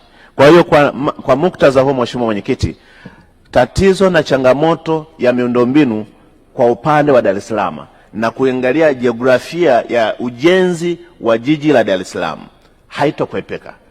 Kikubwa, serikali inatambua changamoto hiyo inayotokana na mazingira kama hayo, na tumekuwa tukichukua hatua baada ya jingine kulingana na aina ya changamoto iliyojitokeza. Lengo kubwa la serikali ya Daktari Samia Suluhu Hassan ni kuhakikisha wananchi wake wanapata huduma ya maji safi na salama. Lakini pia, Mheshimiwa Mwenyekiti, swala la ujenzi wa miundombinu chakavu au urekebishaji au boreshaji unatokana na bajeti ambayo tunaipitisha hapa bungeni. Kama serikali, si vyema sana tukawa tunatoa ahadi za uongo ambazo hazitoweza kwenda kutatua changamoto zaidi ya kuanzisha taharuki. Sisi tunamhakikishia Mheshimiwa Mbunge, katika bajeti ya 25-26 kama ambavyo nimejibu katika jibu la msingi, tutaenda kufanyia kazi eneo la Msikitini ambalo ndilo litaenda kusaidia upande wa Makumbusho pamoja na Mwananyamala. Mheshimiwa Mwenyekiti, upande wa DAWASA, Mheshimiwa Mwenyekiti, hata gharama ambazo DAWASA anatoza, ukiangalia production cost ya DAWASA, ulipaji wa makemikali, ulipaji wa wataalamu wake kuzunguka kuangalia na kutathmini changamoto zilizopo, ni kweli kabisa kwamba tunaweza kusema kwamba ni rahisi sana kupata mapato na kuanza kuyawekeza katika uboreshaji wa miundombinu, lakini gharama za uendeshaji kama DAWASA, gharama zake ziko juu sana. Gharama yake haijapitiwa takriban miaka 6, ambapo hapa katikati kumekuwepo na mabadiliko ya dola, na haya makemikali tunayapata kutoka nje ya nchi, vipuli tunavipata kutoka nje ya nchi, ambapo kuna mabadiliko, lakini gharama ya DAWASA bado imebaki ile, kiasi kwamba ni mzigo mkubwa sana kwa DAWASA. Ni lazima tuseme ukweli, Mheshimiwa Mwenyekiti, inapofikia kusema ukweli, lazima tuone namna gani ya kuisaidia DAWASA, na kupitia bajeti hii ambayo tumeipata, naamini kabisa kwamba tutaweza kwenda kutatua baadhi ya changamoto. Lakini pia kupitia kanuni ambazo zinaongoza mfuko wa taifa wa maji, ambapo sasa 29% inaenda kusaidia kusubsidize zile mamlaka zetu pale ambapo hawana uwezo wa kufanya jambo, kupitia mfuko wa maji yale makusanyo yake yataenda kusaidia kusubsidize. Lengo ni kwamba mamlaka hizi zisije zikakumbana na tatizo la kutotoa kabisa huduma maji safi na salama. Mheshimiwa Mwenyekiti, tunapokea ushauri wake na tutaendelea kufanyia kazi, lakini ni vizuri pia tukatoa taarifa ambayo Watanzania wakafahamu gharama uzalishaji wa maji ni kubwa sana, hasa kwa jiji la Dar es Salaam. Asante sana Mheshimiwa Mwenyekiti. Mheshimiwa Boniface Butondo. Nakushukuru sana Mheshimiwa Mwenyekiti. Kwanza nikupongeze sana Mheshimiwa Naibu Waziri kwa majibu mazuri ya serikali, lakini nipongeze serikali ya Dr. wetu Samia Suluhu Hassan kwa namna ambavyo imekuwa ikishughulikia changamoto kubwa hii ya maji. Katika wilaya ya Kishapu bado tuna changamoto ya zaidi ya kata 9 ambazo hazina maji. Lakini nilikuwa nataka nipate majibu, ni lini sasa serikali itapeleka maji katika kata ya Shagihilu, kata ya Ndoleleji, kata ya Masanga, kata ya Mwamalasa, kata ya Somagedi ambazo zina changamoto kubwa sana ya maji. Asante sana Mheshimiwa. Asante Mheshimiwa Naibu Waziri. Mheshimiwa Mwenyekiti, na kushukuru sana na mpongeza sana kakaangu Butondo, mbunge wa Kishapu, na katika kipindi ambapo Kishapu imebadilika kwa kasi sana katika sekta ya maji, ni kipindi cha 2020-2025. Upatikanaji wa maji kupitia bomba la kutoka Ziwa Victoria na ile extension yake imesaidia sana kupunguza makali ya ukosefu wa huduma ya maji. Mheshimiwa Mwenyekiti, natambua kwamba ni kata hizi 9 ambazo Mheshimiwa Butondo ameendelea kuzipambania na sisi serikali tumeshasikia kilio cha wanakishapu kupitia kwa mwakilishi wao mahiri kabisa. Mheshimiwa Mwenyekiti, katika wizara yetu ya maji, katika bajeti iliyopitishwa trilioni 1.061 tunamhakikishia kwamba hizi kata 9 tunaenda kuzifanyia kazi na wananchi wa Kishapu watapata huduma ya maji safi na salama. Asante sana Mheshimiwa Mwenyekiti. Mheshimiwa Diamond Mpakata. Asante Mheshimiwa Mwenyekiti. RUWASA wilaya ya Tunduru walifanya upembuzi yakinifu wa mradi wa maji katika mji mdogo wa Narasi wenye vijiji vinne vya Lipepo, Narasi, Chilundu Kusini na Chilundu Kaskazini. Je, ni lini serikali itapeleka fedha kutekeleza mradi ule? Mheshimiwa Naibu Waziri, majibu. Mheshimiwa Mwenyekiti, nakushukuru sana na namshukuru sana kaka yangu kwa kazi nzuri, na vile vijiji vinne kwa kweli najua ni kipaumbele chako Mheshimiwa Mbunge, na hakika unajua kwamba eneo lile lina wakazi wengi ambao ni wapiga kura wa Mheshimiwa Daktari Samia Suluhu Hassan na wapiga kura wako na madiwani wako. Mheshimiwa Mwenyekiti, tunapofanya upembuzi yakinifu, hatua inayofuatia ni serikali kupata fedha kwa ajili ya kupata usanifu wa kina. Baada ya kufanya usanifu wa kina, ndiyo tujue mradi huo utagharimu kiasi gani, na baada ya kujua unatugharimu kiasi gani ndio itengwe fedha hiyo, kama haipo itafutwe, ili sasa tuende kutekeleza mradi huo, ili sasa wananchi wa kata hizo 4 waweze kupata huduma ya maji safi na salama. Asante sana Mheshimiwa Mwenyekiti. Asante sana Mheshimiwa Naibu Waziri, na kuruhusu. Asante sana. Waheshimiwa wabunge, leo tuna wageni wengi kidogo. Naomba mniruhusu ni watangaze waliopo, alafu tuwaruhusu waweze kuapisha wageni wengine. Tunao wageni waliokaa jukwaa la spika, wageni ambao ni wageni wanne wa Mheshimiwa Hamisi Hamza Hamis, mbunge, naibu waziri ofisi ya makamu wa rais, muungano na mazingira, ambao ni wajukuu wa Samia kutoka jijini Dar es Salaam, na naomba niwatambue kwa majina kwanza. Kwanza tuna ndugu Emmanuel Lema Boss Kimaro, naomba usimame. Tunaye ndugu Tausi Mdegela, naomba wote msimame kwa pamoja na Mea Shaban, Mr. Pimbi. Huyu Mea Shabani ni Mr. Pimbi, nadhani jina lake hilo. Alafu kuna ndugu Tausi Mdegela ambaye ni Tausi maarufu kama Tausi, na tunaye ndugu Ratifa Kasanga. Hawa wote ni wasanii wa michezo ya kuigiza. Karibuni sana bungeni. Karibuni sana bungeni. Tunao wageni wa waheshimiwa wabunge. Tuna wageni 50 wa Mheshimiwa Daktari Damas Daniel Ndumbaro, mbunge, waziri wa Katiba na Sheria, ambao ni wanamichezo wa Mandela Veteran Sports Club kutoka Songea mjini, mkoa wa Ruvuma. Wazee wa veteran, karibu na veteran wetu. Jamani, hawa ni Mandela Veteran Sports Club kutoka mji wa Machifu pale Songea mjini. Karibuni sana bungeni. Tunao wageni 14 wa Mheshimiwa Anthony Peter Mavunde, mbunge, waziri wa madini, ambao ni taasisi ya Tanzania Medical Students Association TAMELISA kutoka jijini Dodoma. Kama wapo, karibuni sana. Tunao wageni 20 wa Mheshimiwa Daktari Stephen Lemomo Kiruswa, mbunge, naibu waziri wa madini, ambao ni kwaya ya Mtakatifu Mikael Malaika kutoka parokia ya Mtakatifu Josephine Bakita Corona ya Njiro mkoani Arusha. Yes, karibuni sana bungeni.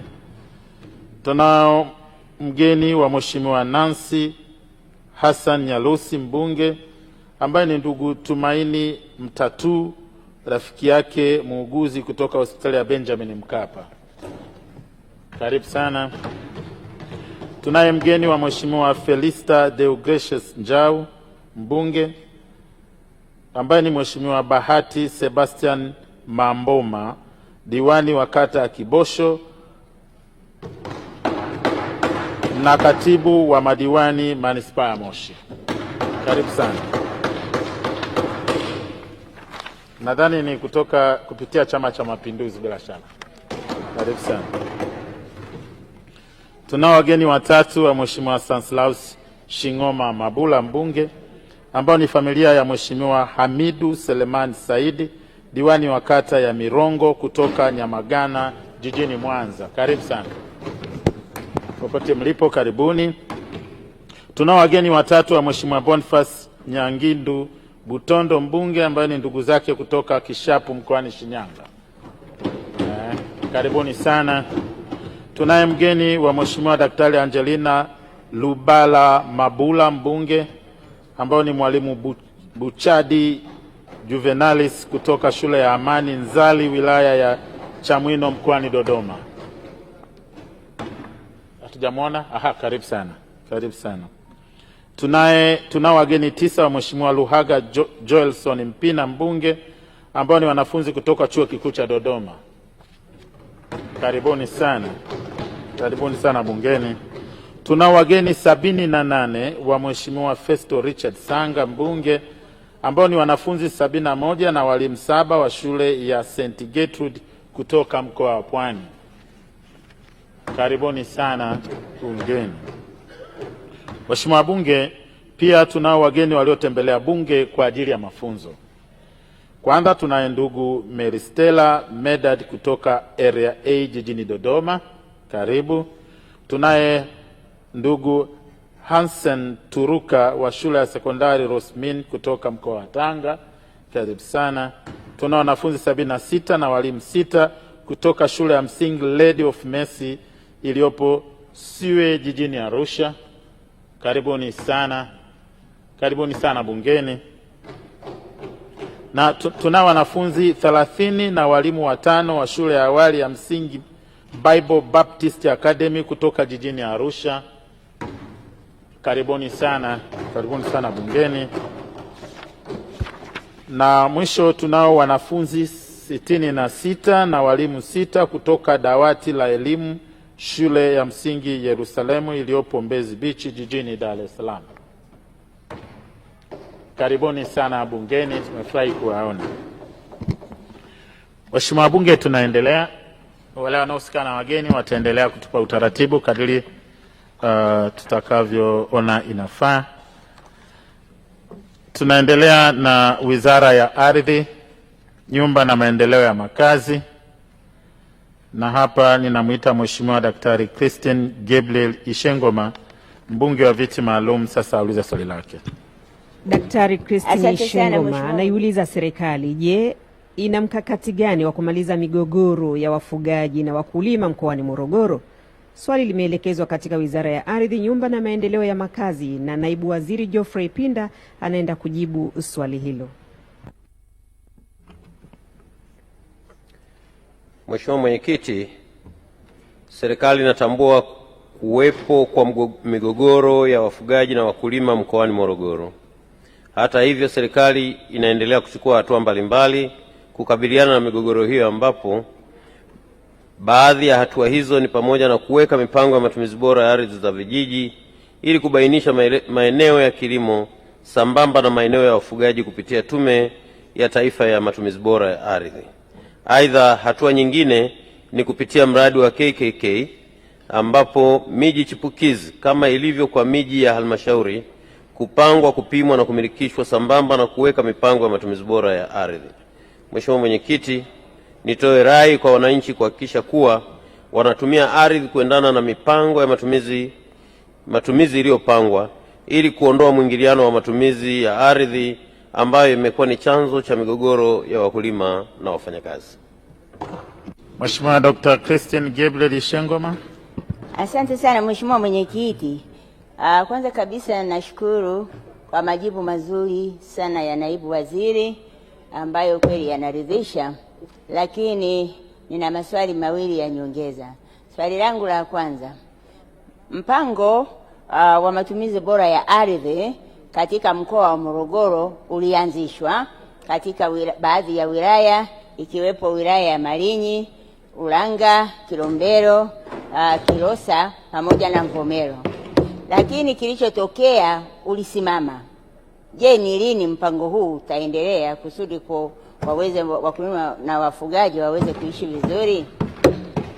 Swali langu la pili, Mheshimiwa Mwenyekiti, je, kuna mkakati gani wa kutoa elimu kwa wote hasa kwa wakulima na wafugaji ili waweze kuishi kwa kutegemeana? Asante sana Mwenyekiti. Mheshimiwa Naibu Waziri, majibu. Asante Mheshimiwa Mwenyekiti.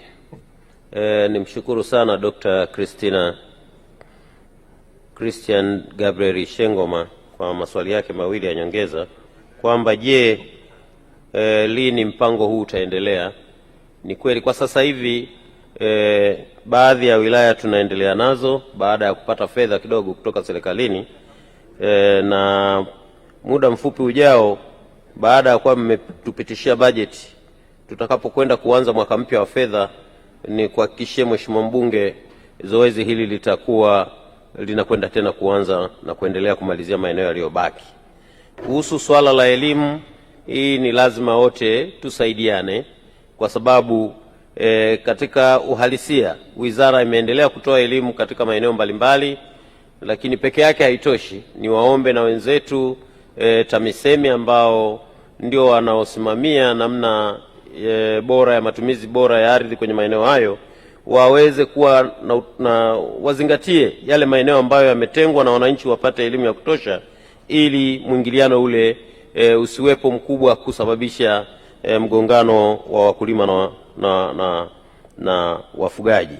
Ni kutoe wasiwasi tu, wizara inaendelea kutoa elimu kupitia redio, television, lakini kupitia mikutano ya hadhara na makongamano kwa ajili ya kuelimisha wananchi kujua umuhimu wa namna bora ya kutumia ardhi tulionayo, ambayo kama nilivyosema huko awali hatuna mbadala wala hatuna namna tutakavyoweza kuiongeza ardhi hii tulionayo ambayo ni ya urithi wetu.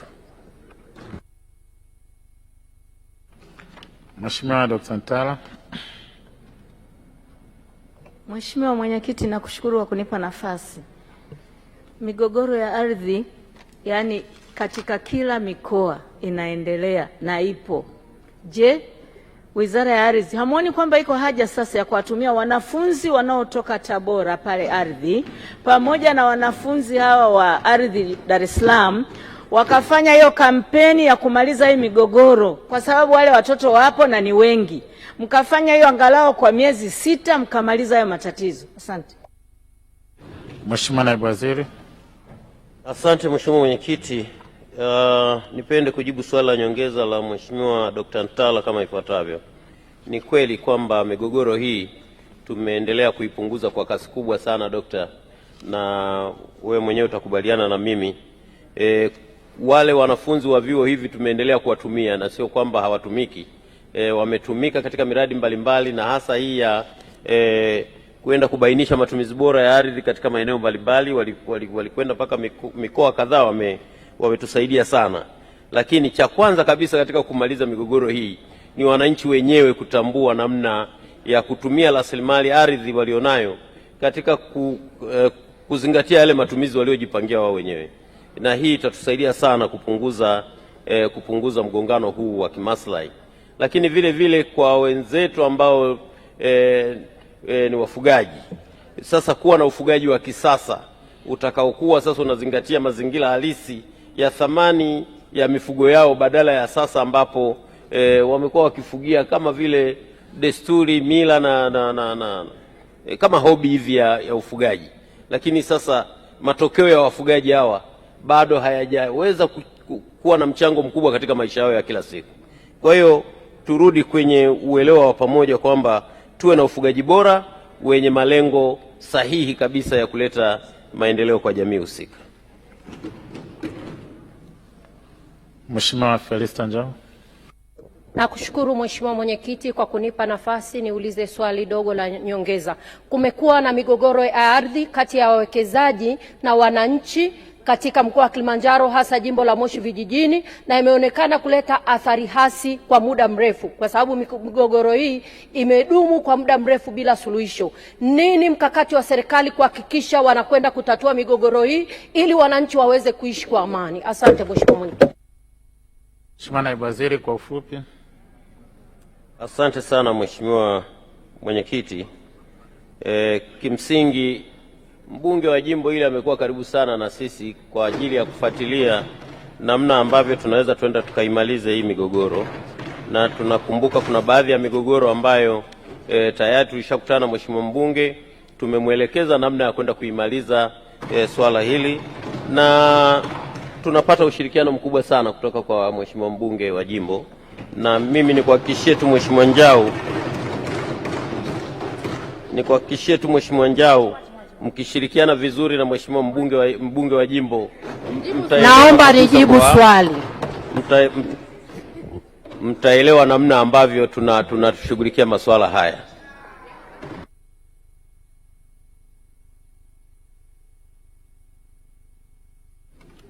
Asante Mheshimiwa Naibu Waziri.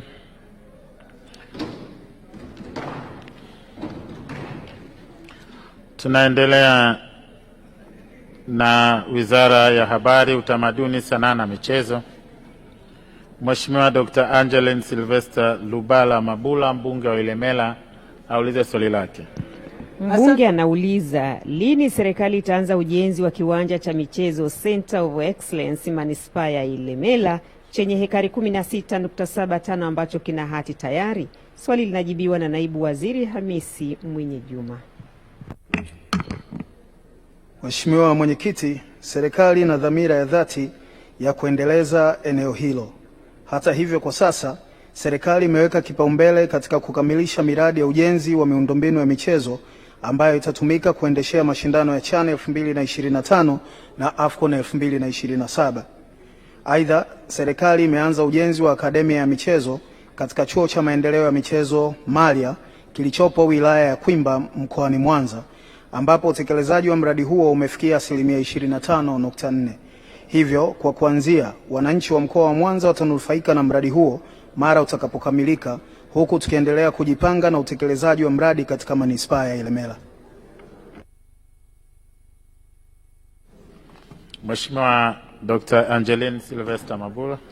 Asante Mheshimiwa Mwenyekiti, nishukuru kwa majibu mazuri ya serikali na nimpongeze sana Mheshimiwa Rais ambaye amekuwa mstari wa mbele kuhakikisha michezo inainuka, na tumepata pia fursa ya kuwa wenyeji wa michezo ya AFCON. Nina maswali mawili madogo ya nyongeza. Natambua dhamira njema ya serikali ya kutaka kuendeleza michezo, hasa kwa kuwa na hizi akademia za michezo, mojawapo hiyo ya Mali ambayo ameitaja. Lakini haoni kwamba kutoanza kujenga ule uwanja ambao tuliambiwa ungeweza kuanza mwaka huu wa Ilemela ni kuwavunja moyo wananchi wa Ilemela ambao walitoa kile kiwanja chao bure kwa serikali bila masharti. Swali la pili, katika viwanja vitano ambavyo vilitajwa kama kuwa wenyeji wa michezo ya AFCON, uwanja wa CCM Kirumba nao ulitajwa. Je, serikali ni lini itaanza ukarabati wa uwanja ule ili kuwa tayari kutumika kwa michezo ya AFCON 2027? Mheshimiwa Naibu Waziri, majibu kwa ufupi. Nakushukuru Mheshimiwa Mwenyekiti. Kwanza nianze kwa kumpongeza Mheshimiwa Angeline Mabula kwa ufuatiliaji mzuri wa masuala ya Wanailemela, ikiwemo ufuatiliaji kwenye masuala ya michezo na hasa kituo hiki ambacho ameuliza swali lake la msingi leo. Naamini Wanailemela wanaliona hili. Kwenye maswali yake mawili ya nyongeza, kwanza kuhusu kuchelewa kuanza kwa kituo hiki cha Ilemela.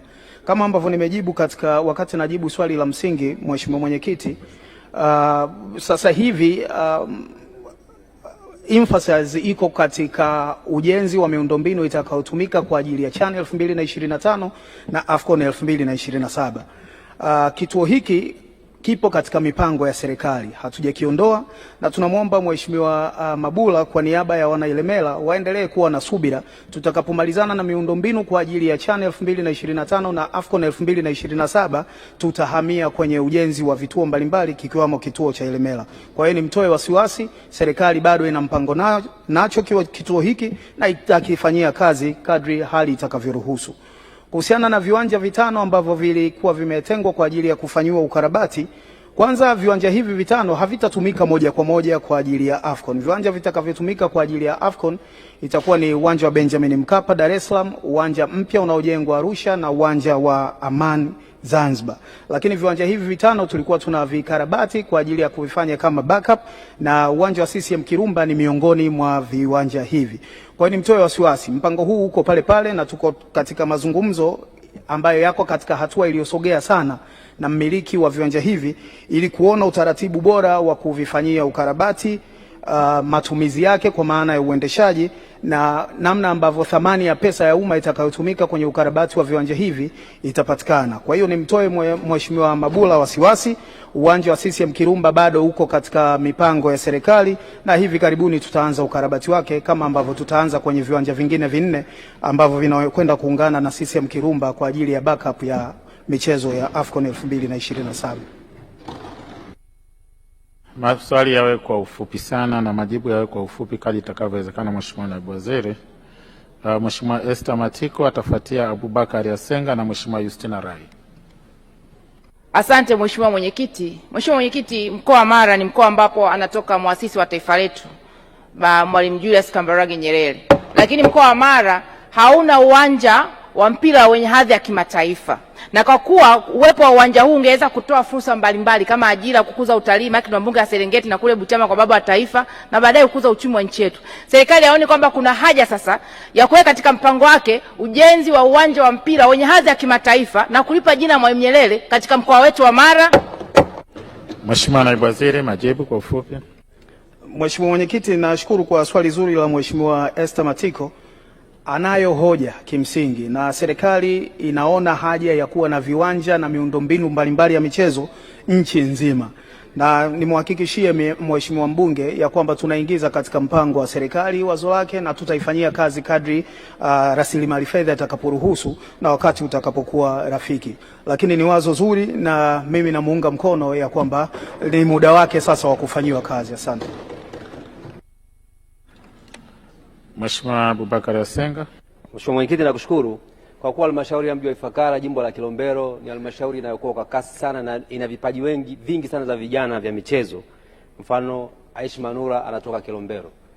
Na tuna maeneo mengi sana ya ujenzi wa viwanja vya michezo, mfano eneo ambalo liko karibu na kituo cha afya cha Kiwaoni pale Ifakara, Mwaya na CCM kwa Tangani. Je, ni lini serikali itafanyia kazi ombi letu la kujenga uwanja wa kisasa wa michezo katika halmashauri ya mji wa Ifakara ili kuendelea kukuza vipaji vya vijana wetu? Mheshimiwa Naibu Waziri, majibu. Nakushukuru Mheshimiwa Mwenyekiti. Kwanza nianze kwa kumpongeza Mheshimiwa Senga kwa kazi nzuri anayoifanya ya kuhakikisha masuala mbalimbali ya wanajimbo la Kilombero hayafumbiwi macho, yakiwemo masuala katika sekta ya michezo. Kama ambavyo nimejibu katika maswali yaliyotangulia, lengo la serikali na lengo la Mheshimiwa Rais Daktari Samia Suluhu Hassan ni kuhakikisha kwamba tunakuwa na miundombinu bora ya michezo nchi nzima ili kuweza kugundua vipaji na kuvilea na kuhakikisha vijana pengine wanakutana na riziki alizowaandikia Mwenyezi Mungu kwa kutumia vipaji hivyo. Kwa hiyo nimhakikishie Mheshimiwa Asenga, kwa sasa serikali inafanya kila inaloweza kuhakikisha miundombinu kwa ajili ya CHAN 2025 na AFCON 2027 inakamilika, lakini hali kadhalika serikali inaunda mamlaka ya usimamizi wa miundombinu ya michezo ambayo itakuwa inaitwa SIMA ili kwenda kutekeleza kwa vitendo maono ya mwanamichezo namba 1 nchi hii Rais Samia Suluhu Hassan, na miongoni mwa mambo ambayo itayafanya ni kuhakikisha tunakuwa na miundombinu bora ya michezo katika nchi nzima na jimbo la Kilombero halitoachwa nyuma. Asante. Mheshimiwa Justina Rai. Nakushukuru sana Mheshimiwa Mwenyekiti na mimi kunipa nafasi ya kuuliza swali la nyongeza. Je, ni lini serikali itajenga uwanja wa michezo katika wilaya ya Mbulu ambapo ni eneo muhimu sana kukuza vipaji vya riadha, tukizingatia wanariadha mashuhuri kina John Steven wametokea eneo hilo? Asante Mheshimiwa.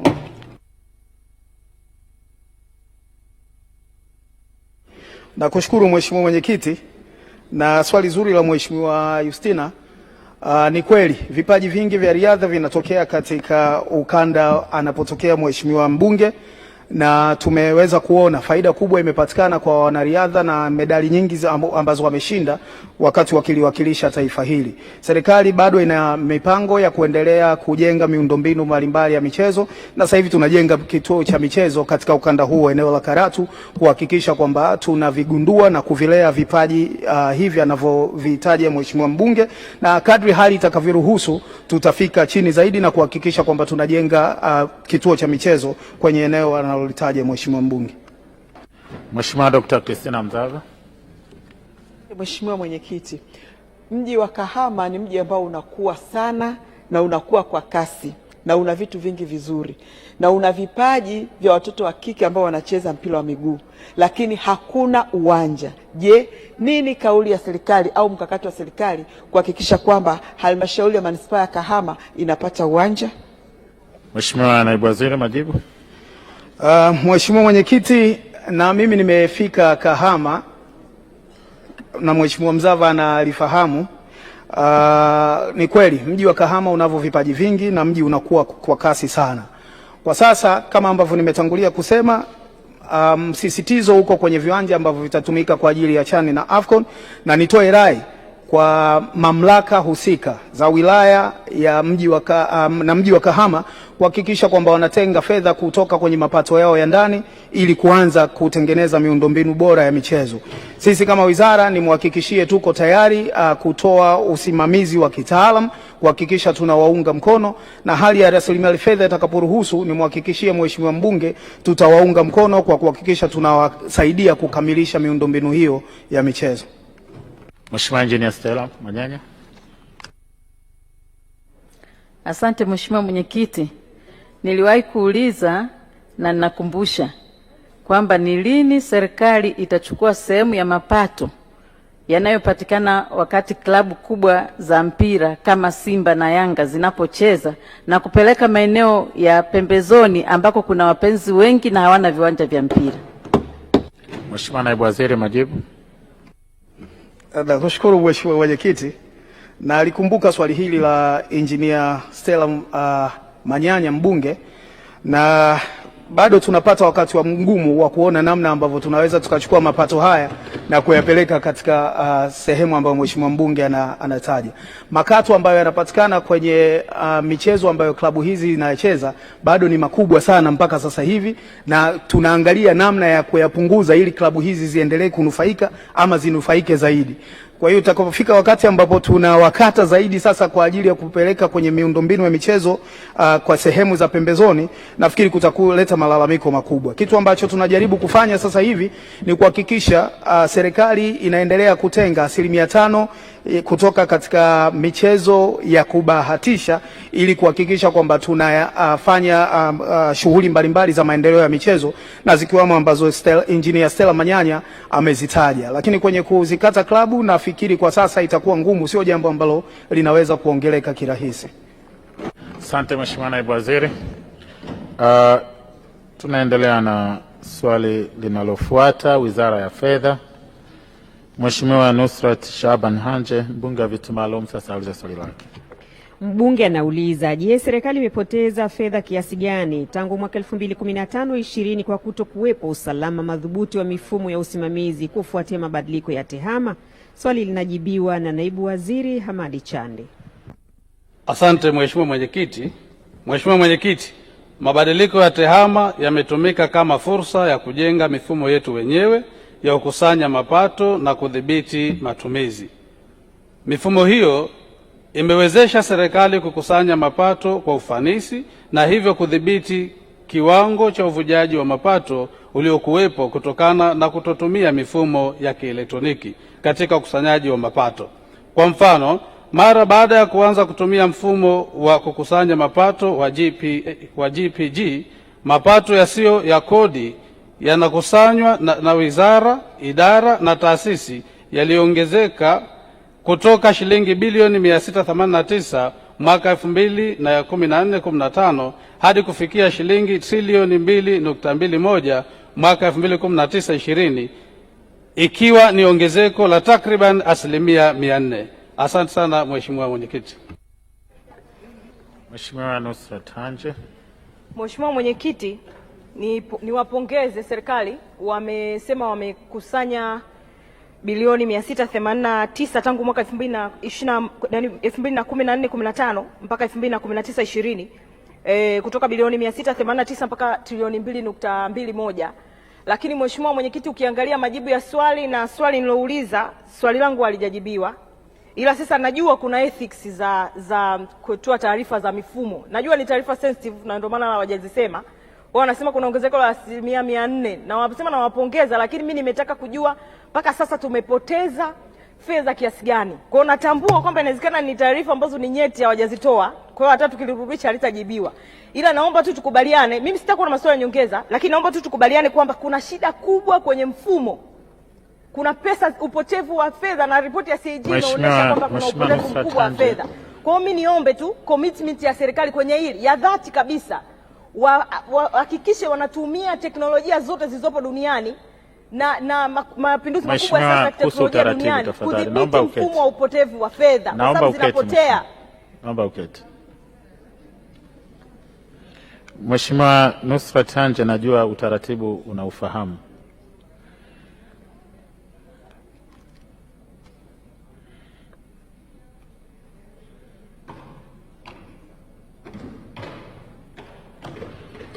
Waheshimiwa Bunge, nadhani swali liko wazi. Linasema, je, serikali imepoteza fedha kiasi gani tangu mwaka 2015 mpaka 2020 kwa kutokuwepo usalama madhubuti wa mifumo ya usimamizi kufuatia mabadiliko ya tehama duniani? Waheshimiwa wabunge, kwa uelewa wangu, ili swali hili lijibiwe lazima liwe linalinganisha. Sasa majibu ya serikali hapa yalipo, kwa namna swali lilivyoulizwa, yanajitosheleza, kwa sababu swali lipo na majibu yapo hapa kwa maandishi. Unless Mheshimiwa Nusrat Hanje ungependa majibu mengine, naomba nitoe tu maelekezo kwamba unaweza ukaandika upya swali lako kwa kulingana na majibu ambayo unayatarajia. Mheshimiwa Waziri, na kuruhusu uendelee, urejee, au kama kuna swali la nyongeza. Nadhani hakuna kwenye eneo hili. Mheshimiwa wabunge, tunaendelea na Wizara ya Viwanda na Biashara. Samahani, sio viwanda na biashara, tunaendelea Wizara ya Fedha hiyo hiyo, na ni swali la Mheshimiwa Daktari Rita Enesfa Kabati, mbunge wa viti maalum. Mbunge anauliza, nini mkakati wa kuyajengea uwezo makampuni ya ndani kuyapa tenda za bilioni 50, kwani sheria ya manunuzi inaruhusu kupewa tenda za bilioni 20?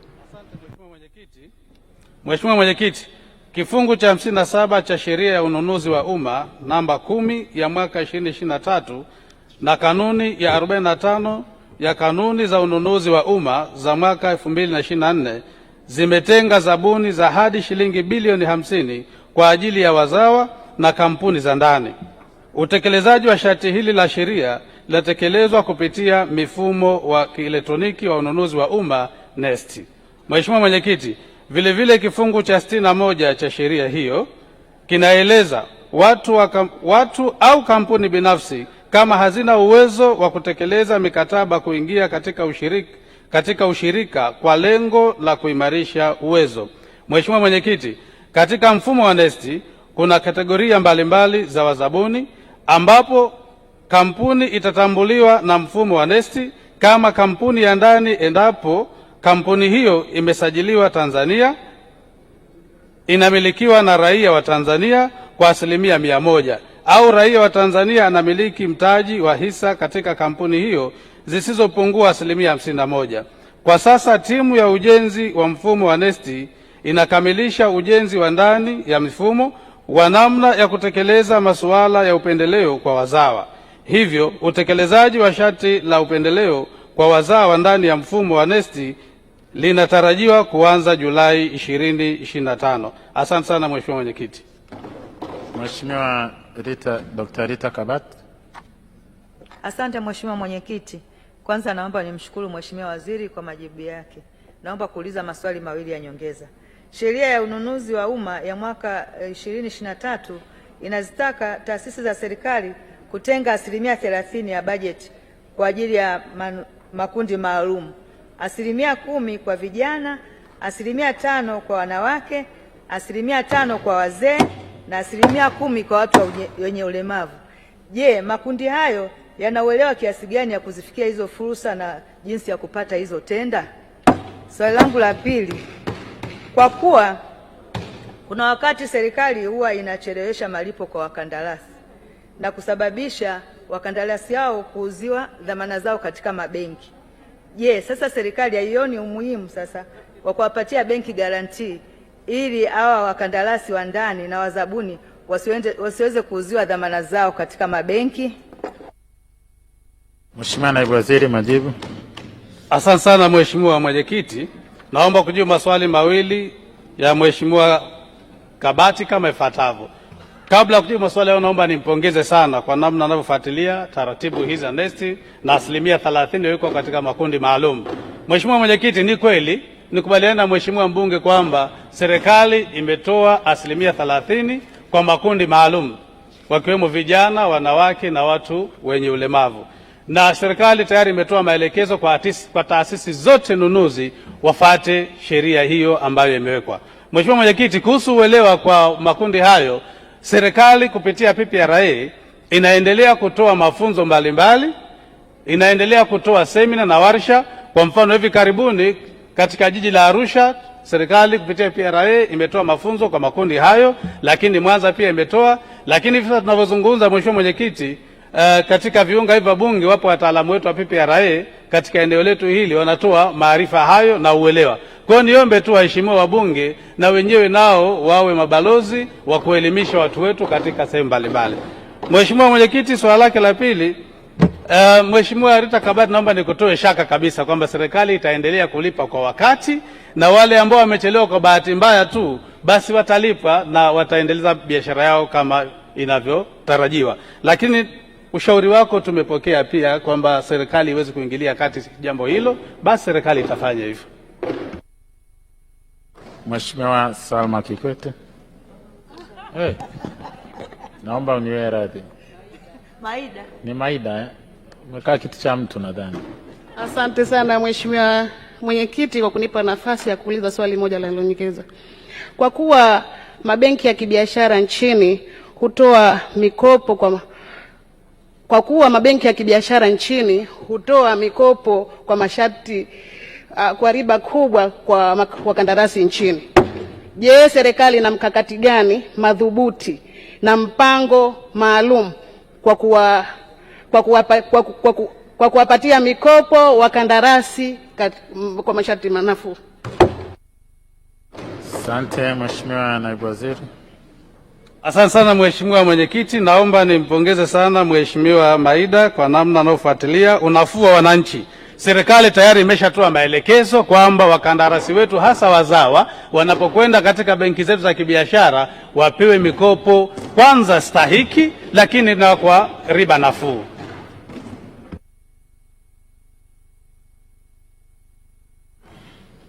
Tunaendelea na swali linalofuata.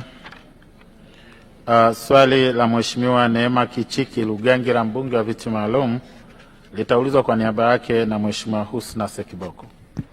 Je, serikali imepiga hatua gani katika kurasimisha biashara za sekta isiyo rasmi ili kuongeza uchumi wa nchi? Majibu ya serikali. Mheshimiwa Naibu Waziri, majibu.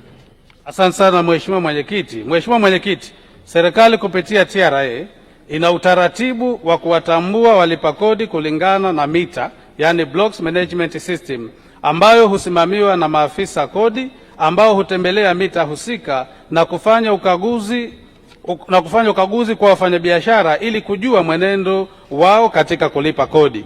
Mheshimiwa Mwenyekiti, vile vile serikali kupitia TRA imeendelea kuwatambua na kuwasajili wafanyabiashara wadogo pamoja na kuwapa elimu juu ya huduma za kikodi ikiwa ni pamoja na TIN.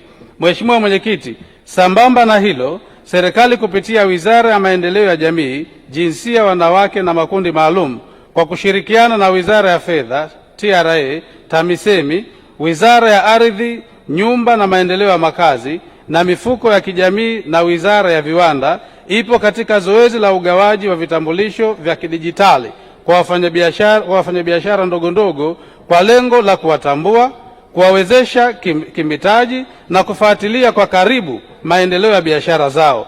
Lengo la mkakati huu ni kuwakuza wafanyabiashara na hatimaye kuwaingiza kwenye mfumo rasmi ambao wataweza kusajiliwa na kulipa kodi. Asante sana Mheshimiwa Mwenyekiti. Mheshimiwa Sekiboko. Mheshimiwa Mwenyekiti, nikiri kwamba majibu ya Mheshimiwa Naibu Waziri yamejibu hoja zote ambazo nilitaka nihoji hapa. Niombe tu serikali huu mpango wa kuwa na kanzidata kwa ajili ya kuwatambua wale vijana wote na baadaye kuwawezesha, basi ifanyike kwa haraka ili vijana hao waweze kunufaika na mpango huo. Tunashukuru sana. Asante. Mheshimiwa Profesa Ndakidemi. Nashukuru sana Mheshimiwa Mwenyekiti kwa kunipa fursa ya kuuliza swali la nyongeza. Kwa kuwa sekta isiyo rasmi ambayo inabeba wajasiriamali wa aina mbalimbali inakabiliwa na changamoto kubwa ya mitaji ya kifedha, je, serikali haioni umuhimu wa kushawishi benki za kibiashara zianzishe madirisha ambayo yatawasaidia hawa watu kupata mikopo ili waweze kuanzisha biashara na kukuza biashara zao? Mheshimiwa Naibu Waziri, unaweza kupokea ushauri wa Mheshimiwa Sekiboko na ukajibu swali la Mheshimiwa Ndakidemi. Asante sana Mheshimiwa Mwenyekiti. Naomba nipokee ushauri wa Mheshimiwa Sekiboko. Ushauri wake umechukuliwa na utaenda kufanyiwa kazi. Lakini Mheshimiwa Profesa Ndakidemi, ni kweli unachokisema, lakini tayari serikali imeshatoa maelekezo kwa benki za kibiashara kuwaita watu hao na wajasiriamali wetu, kuwapa mafunzo, lakini na kufungua madirisha madogo madogo kwa ajili ya kukidhi kwa mahitaji ya watu wetu, yani wajasiriamali wadogo wadogo. Kwa hiyo nikutoe shaka kwamba jambo hilo serikali wamelizingatia na litaenda kufanyiwa kazi. Asante sana Mheshimiwa Naibu Waziri. Tunaendelea na Wizara ya Viwanda na Biashara.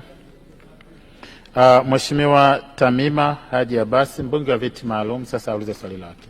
Mbunge anauliza serikali ina mkakati gani wa kutoa elimu kwa wajasiriamali wadogo ili kuwawezesha kuwa na vifungashio bora vya bidhaa zao? Exaudi Kigahe, Naibu Waziri, anajibu. Nakushukuru Mheshimiwa Mwenyekiti. Serikali kupitia shirika la maendeleo ya viwanda SIDO inatekeleza mkakati wa mafunzo ya ufungashaji wa bidhaa kwa wajasiriamali, ikiwemo namna ya kutengeneza vifungashio, kutumia chupa kwa maana brand na lebo.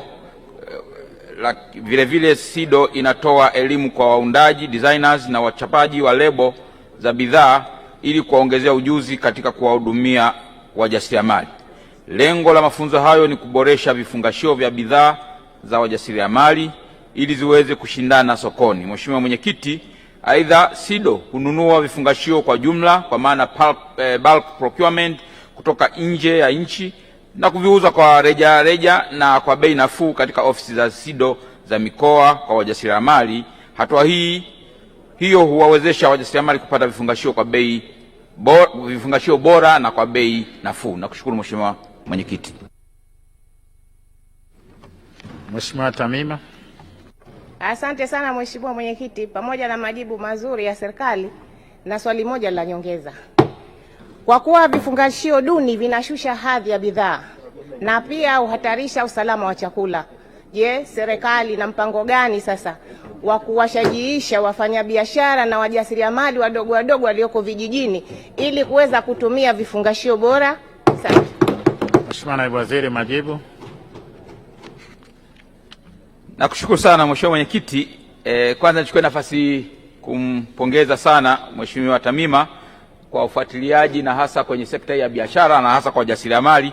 Amekuwa akifuatilia sana na kuwasemea, lakini zaidi ni shukuru kwa sababu anatuongezea kuhakikisha tunaboresha huduma kwa wajasiriamali na hasa kwenye vifungashio.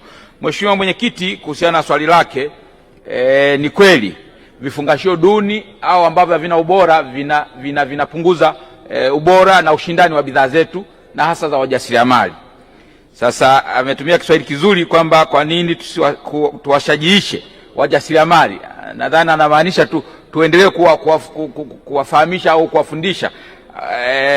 Nichukue nafasi hii kumhakikishia Mheshimiwa mbunge kwamba kazi kubwa tunayofanya sasa na haya ni maelekezo ya Mheshimiwa Daktari Samia Suluhu Hassan kuhakikisha bidhaa zetu au wajasiriamali au sekta binafsi ya ndani inakuwa shindani. Kwa hiyo SIDO tunafanya kazi, kupitia SIDO tunafanya kazi hiyo kuwasaidia, kwanza kuwafundisha, lakini pili kuwasaidia kutengeneza kama nilivyosema vifungashio hivyo vikiwa na ubora, lakini pia kuweka lebo, kwa sababu wengine wakatengeneza vifungashio vile bila kuonyesha kwamba imetengenezwa na nani na wapi, lakini pia kuwa na rangi kidogo. Kwa hiyo ubora wa vifungashio tunaendelea kusimamia ili kweli bidhaa zao ziweze kuwa na ubora, kwa sababu unapofungasha bidhaa ndio itaonesha ubora wa bidhaa iliyo ndani kutokana na kifungashio ambacho umekitumika. Mheshimiwa Mwenyekiti, nakushukuru sana. Mheshimiwa Asha Abdalla Juma. Asante sana Mheshimiwa Mwenyekiti. Ni kweli SIDO wanatengeneza vifungashio vilivyo bora, lakini nini mkakati wa serikali kuunganisha juhudi zake pamoja na shirika la viwango, kwa sababu vifungashio vinaweza kuwa bora lakini zile contents zinapimwaje? Kwa sababu nyingi ni za vyakula. Sasa serikali mnafanya nini kuunganisha juhudi zenu na TBS kuwafahamisha kwamba watu wana muhimu pia hivyo wanavyovitia ndani vikapate ubora na kuhakikishwa na TBS? Mheshimiwa Naibu Waziri, majibu. Nakushukuru sana.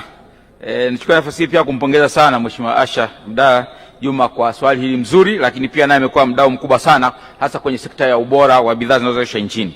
Mheshimiwa Mwenyekiti, ni kweli serikali tuna mkakati maalum, na hasa hili tunasema kwa sababu bahati mzuri taasisi zilizotaja zote ziko chini ya Wizara ya Viwanda na Biashara.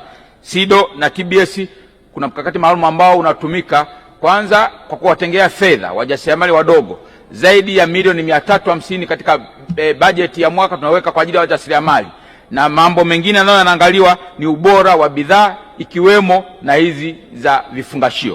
Kwa hiyo nimhakikishie Mheshimiwa mbunge na Mheshimiwa Mwenyekiti bunge lako tukufu kwamba serikali inafanya kazi kubwa kuhakikisha ubora wa bidhaa lakini pia na vifungashio unasimamiwa na TBS kwa kushirikiana na SIDO ili kuhakikisha yale mafunzo na bidhaa zinazozalishwa na wajasiriamali zinakidhi ubora na zinakuwa shindani. Asante Mheshimiwa Naibu Waziri. Wizara ya Mambo ya Ndani ya Nchi. Mheshimiwa Constantine John Kanyasu, mbunge wa Geita mjini, swali lake litaulizwa kwa niaba na Mheshimiwa Tumaini Magesa. Swali la mbunge linauliza, upi mpango wa kuokoa maisha ya wananchi kutokana na uwepo wa ajali nyingi katikati ya mji wa Geita, maeneo ya Nyankumbu na Shilabela? Swali limeelekezwa katika Wizara ya Mambo ya Ndani ya Nchi na Naibu Waziri Daniel Silo anaenda kutoa majibu ya serikali. Mheshimiwa Mwenyekiti, serikali ya mkoa wa Geita kwa kushirikiana na TANROADS pamoja na jeshi la polisi wamekubaliana kuendelea kutoa elimu juu ya matumizi sahihi ya barabara kwa wananchi na madereva wa vyombo vya moto. Katika eneo la Nyankumbu yamewekwa matuta pamoja na alama ya mwendokasi wa kilomita 50 kwa saa ili kupunguza ajali na kuokoa maisha ya wananchi, kwa kuwa eneo hili pamoja na eneo la Shilabela ni maeneo yenye watu wengi na shughuli nyingi za kiuchumi. Aidha, serikali kupitia jeshi la zimamoto na uokoaji inaendelea na utoaji wa elimu kwa umma juu ya kinga na tahadhari dhidi ya majanga mbalimbali katika mji wa Geita. Asante Mheshimiwa Mwenyekiti. Mheshimiwa Tumaini Magesa. Pamoja na majibu mazuri ya serikali kuhusu elimu inayoendelea kutolewa kwenye maeneo haya ambayo watu wengi wanapoteza maisha, na maswali mawili ya nyongeza. Swali la kwanza, je, serikali imefanya utafiti wa kutosha kujua kwamba ajali hizi zinazotokea inawezekana zikawa zinasababishwa na tatizo la kihandisi au engineering problem? Swali la pili, kwa vile pale Nyankumbu kuna soko na vile vile kuna shule, kwa hiyo wanafunzi wengi wanaopita maeneo hayo na hao wanaoenda sokoni wanagongwa mara kwa mara. Je, nini mpango wa serikali kuanza kuweka mazingira ambayo yanaweza kujengwa daraja la juu au flyover ili kuondoa kabisa tatizo hili la wananchi kugongwa? Mheshimiwa Naibu Waziri, majibu. Asante Mheshimiwa Mwenyekiti, naomba kujibu maswali mawili ya nyongeza ya Mheshimiwa Magesa kama ifuatavyo. Mheshimiwa Mwenyekiti, kwanza swala la usalama barabarani, Mheshimiwa Mwenyekiti, ni swala la wadau wengi. Kwanza watumiaji wa barabara, watembea kwa miguu, lakini madereva wa vyombo vya moto, lakini pamoja na jeshi la polisi kwa maana ya kikosi cha usalama barabarani. Kwa hiyo nitoe kwanza wito kwa wadau wote hawa kama wajibu juu la msingi kuzingatia sheria za usalama barabarani. Lakini Mheshimiwa Mwenyekiti, kuhusu pengine ni tatizo la kiufundi, Mheshimiwa Mwenyekiti, yote ni mashahidi kwamba barabara zinavyojengwa kwanza unafanyika usanifu wa kina kuhakikisha kwamba inajengwa kwenye viwango. Lakini kwa kuwa ajali hii imeendelea kutokea, Mheshimiwa Mwenyekiti, pamoja na kutoa elimu kwa umma, lakini pia serikali itaendelea kufanya utafiti na kuona kama changamoto hii inatokana na swala la kifundi. Lengo la serikali, Mheshimiwa Mwenyekiti, kuhakikisha kwamba ama tunapunguza au kumaliza kabisa ajali za usalama barabarani. Lakini Mheshimiwa Mwenyekiti, kuhusu swali la pili, ujenzi wa daraja la juu, Mheshimiwa Mwenyekiti, Wizara ya Mambo ya Ndani washirikiana na Wizara ya Ujenzi itafanya utafiti na tathmini kuona kama kuna haja ya kujenga daraja la juu. Lengo letu kama nilivyosema la msingi ni kuhakikisha kwamba wananchi wetu wanaepuka ajali ambazo sio za lazima ili kuokoa usalama wao waende kwa salama. Asante sana Mwenyekiti. Mheshimiwa Cecilia Pareso. Nakushukuru Mheshimiwa Mwenyekiti kwa kunipa nafasi niweze kuuliza swali dogo la nyongeza. Watanzania wengi hawana elimu ya kutosha ya namna ya kukabiliana na majanga yoyote yale yanapotokea, na hata ikitokea hawajui nini wafanye kwa sababu hawana hiyo elimu. Lakini hata wanafunzi wetu kuanzia shule za msingi mpaka sekondari hawapati hiyo elimu vya kutosha. Nini mkakati wa serikali kuhakikisha kwamba elimu inatolewa ili kuwaokoa wananchi wetu pale ambapo majanga yanatokea au kuzuia wasikutane na majanga mbalimbali? Mheshimiwa Naibu Waziri, majibu. Asante Mheshimiwa Mwenyekiti, na kujibu swali la nyongeza ya Mheshimiwa Cecilia Pareso, mbunge wa viti maalum kama ifuatavyo. Mheshimiwa Mwenyekiti, serikali imekuwa ikitoa elimu hasa kwenye shule za msingi na sekondari juu ya kuchukua tahadhari mbalimbali hasa kwenye masuala ya zimamoto na uokoaji. Kwa hiyo Mheshimiwa Mwenyekiti, mhakikishie Mheshimiwa mbunge, serikali itaendelea kutoa elimu hiyo kuhakikisha kwamba hasa kwenye shule za msingi kule chini kabisa na shule za sekondari ili kuhakikisha kwamba wanafunzi wetu wanapokuwa wanaelewa sana kujikinga na ajali mbalimbali au majanga yanayotokea katika maeneo yetu. Asante. Asante sana Mheshimiwa Naibu Waziri, nakushukuru sana. Mwongozo wa Spika. Mwongozo wa Spika. Mwongozo wa Spika. Mwongozo wa Spika, Mheshimiwa Felista Njau. Nakushukuru Mheshimiwa Mwenyekiti, nimesimama kwa kanuni ya 76 jambo lililotokea leo asubuhi. Mheshimiwa Mwenyekiti, nakushukuru kwa kunipa nafasi hii. Naomba nisome kwa ufupi ili tuweze kuelewa. Kanuni ya 76 inasema mbunge anaweza kusimama wakati wowote ambapo hakuna mbunge mwingine anayesema na kuomba mwongozo wa Spika kuhusu jambo lililotokea bungeni mapema ili Spika atoe ufafanuzi kama jambo hilo linaruhusiwa au haliruhusiwi kwa mujibu wa kanuni na taratibu za Bunge.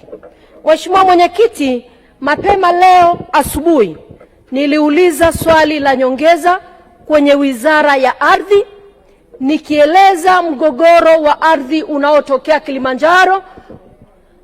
Mheshimiwa Mwenyekiti, hata wakati naongea sasa kuna mgogoro wa ardhi unaendelea wilaya ya Hai, Moshi vijijini kwenye shamba la Laitolia unaendelea. Nimeuliza kama mbunge kwa mujibu wa katiba.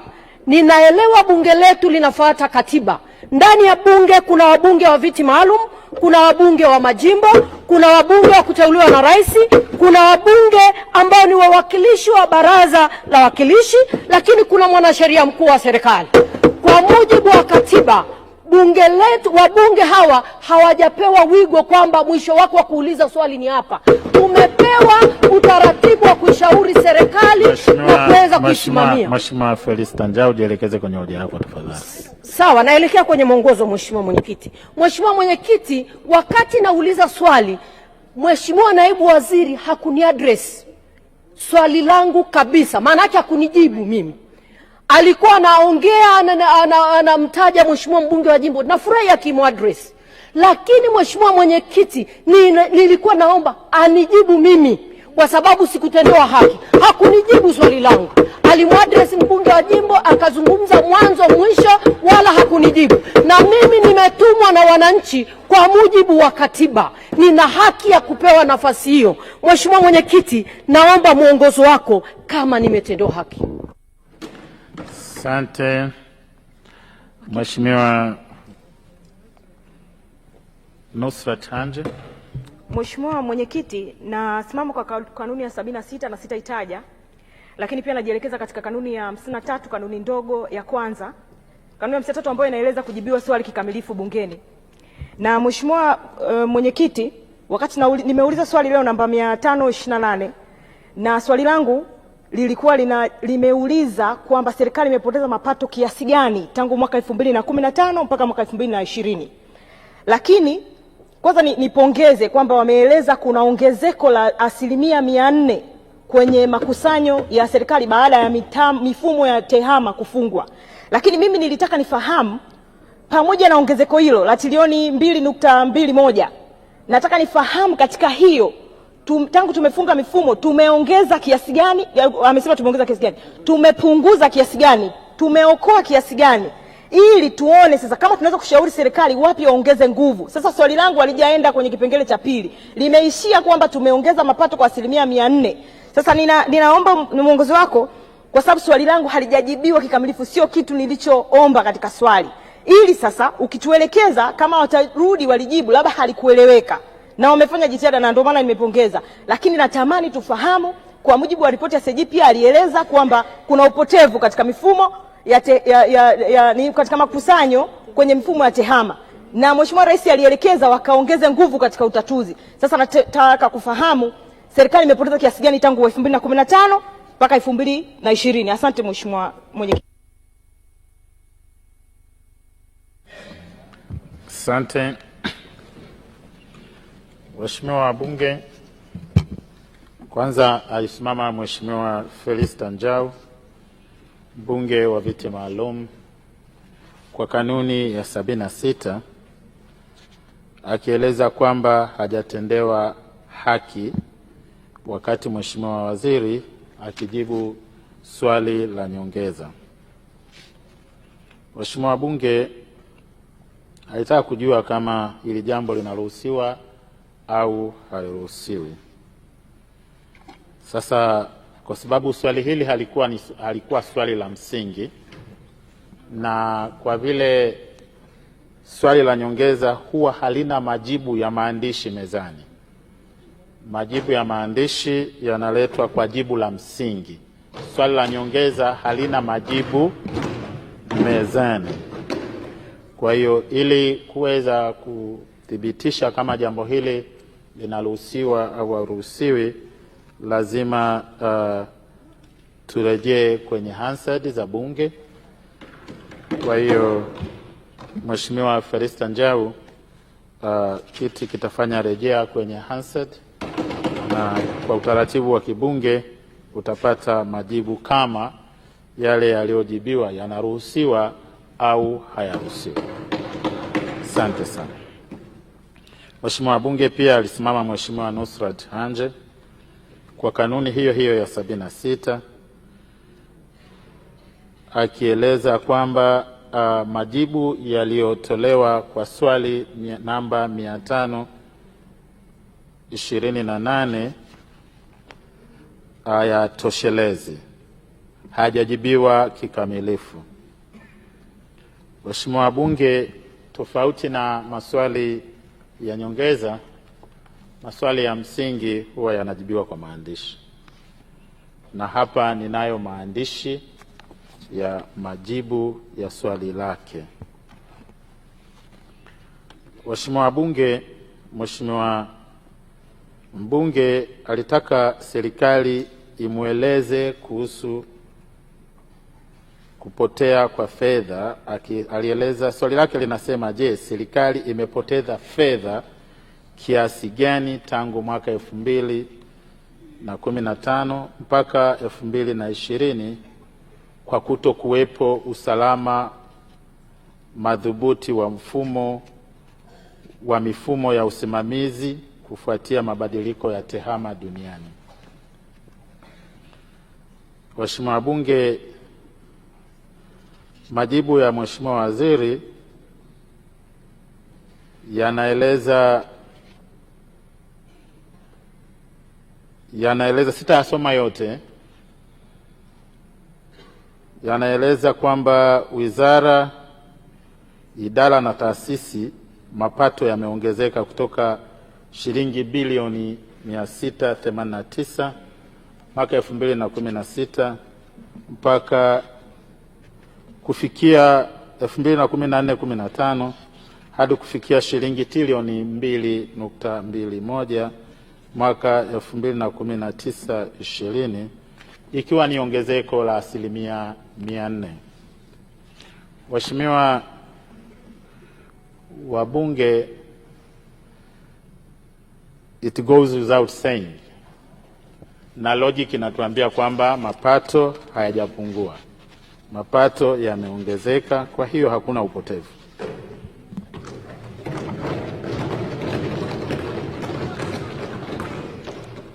Waheshimiwa wabunge, huo ndio mwongozo wa kiti kwa sasa, na baada ya hapo, waheshimiwa wabunge, naomba mniruhusu nitangaze wageni ambao tunao bungeni.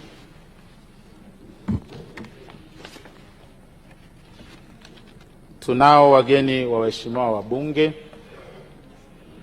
Tunao wageni 58 wa Mheshimiwa Jumanne Abdalla Sagini, mbunge, naibu waziri wa Katiba na Sheria, ambao ni wakuu wa idara na vitengo halmashauri ya wilaya ya Butiama, watendaji wa kata za halmashauri ya wilaya ya Butiama na wafanyabiashara kutoka wilaya ya Butiama mkoani Mara. Kama wapo, tunaomba wasimame. Karibuni sana viongozi wetu. Tunao wageni watatu wa Mheshimiwa Balozi Liberata Lutageruka Mulamula, mbunge, ambao ni kamati ya utekelezaji UWT wilaya ya Misenyi mkoani Kagera.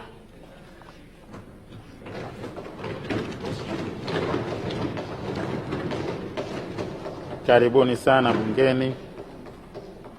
Tunao wageni wawili wa Mheshimiwa Constantine John Kanyasu, ambao ni waandishi wa habari Vibes FM kutoka Katoro mkoani Geita. Kama wapo, karibuni sana. Tunao wageni 42 wa Mheshimiwa Tupele Fredi Mwakibete, mbunge, ambao ni kwaya ya uinjilishaji, kwaya ya uinjilisti usharika wa Betheli kutoka kanisa la KKKTC mkoani Mbeya. Sea mkoani Mbeya. Karibu sana. Tuna wageni 36 wa Mheshimiwa Daktari Pius Steven Chaya, mbunge, ambao ni walimu wa shule ya awali na msingi Lightness kutoka wilaya ya Manyoni mkoani Singida. Kama wapo, karibuni sana bungeni. Tuna wageni 36 wa Mheshimiwa Bupe Nelson Mwakangata, mbunge, ambao ni wanafunzi wa Chuo Kikuu cha Dodoma. Kama wapo, karibuni sana. Tuna wageni 14 wa Mheshimiwa Mhandisi Samuel Hayuma Sadai, mbunge, ambao ni wapiga kura wake kutoka Hanang mkoani Manyara. Karibuni sana. Tuna wageni 110 wa Mheshimiwa Pauline Philip Gekul, mbunge, ambao ni walimu wa shule ya msingi Aldes Gate kutoka Babati mkoani Manyara. Karibuni sana. Pia tuna wageni waliotembelea bunge kwa ajili ya mafunzo, ambao ni wanachama 31 wa kikundi cha kijamii cha Bring and Share Group kutoka Kibaha mkoani Pwani. Karibuni sana.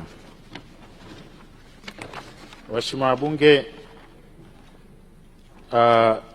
shughuli za bunge zitaendelea kwenye kumbi zetu maalum za kazi zinazohusu mijadala kati ya serikali na kamati za bunge. Kwa hiyo ninahairisha bunge mpaka siku ya Jumatatu saa 3 asubuhi.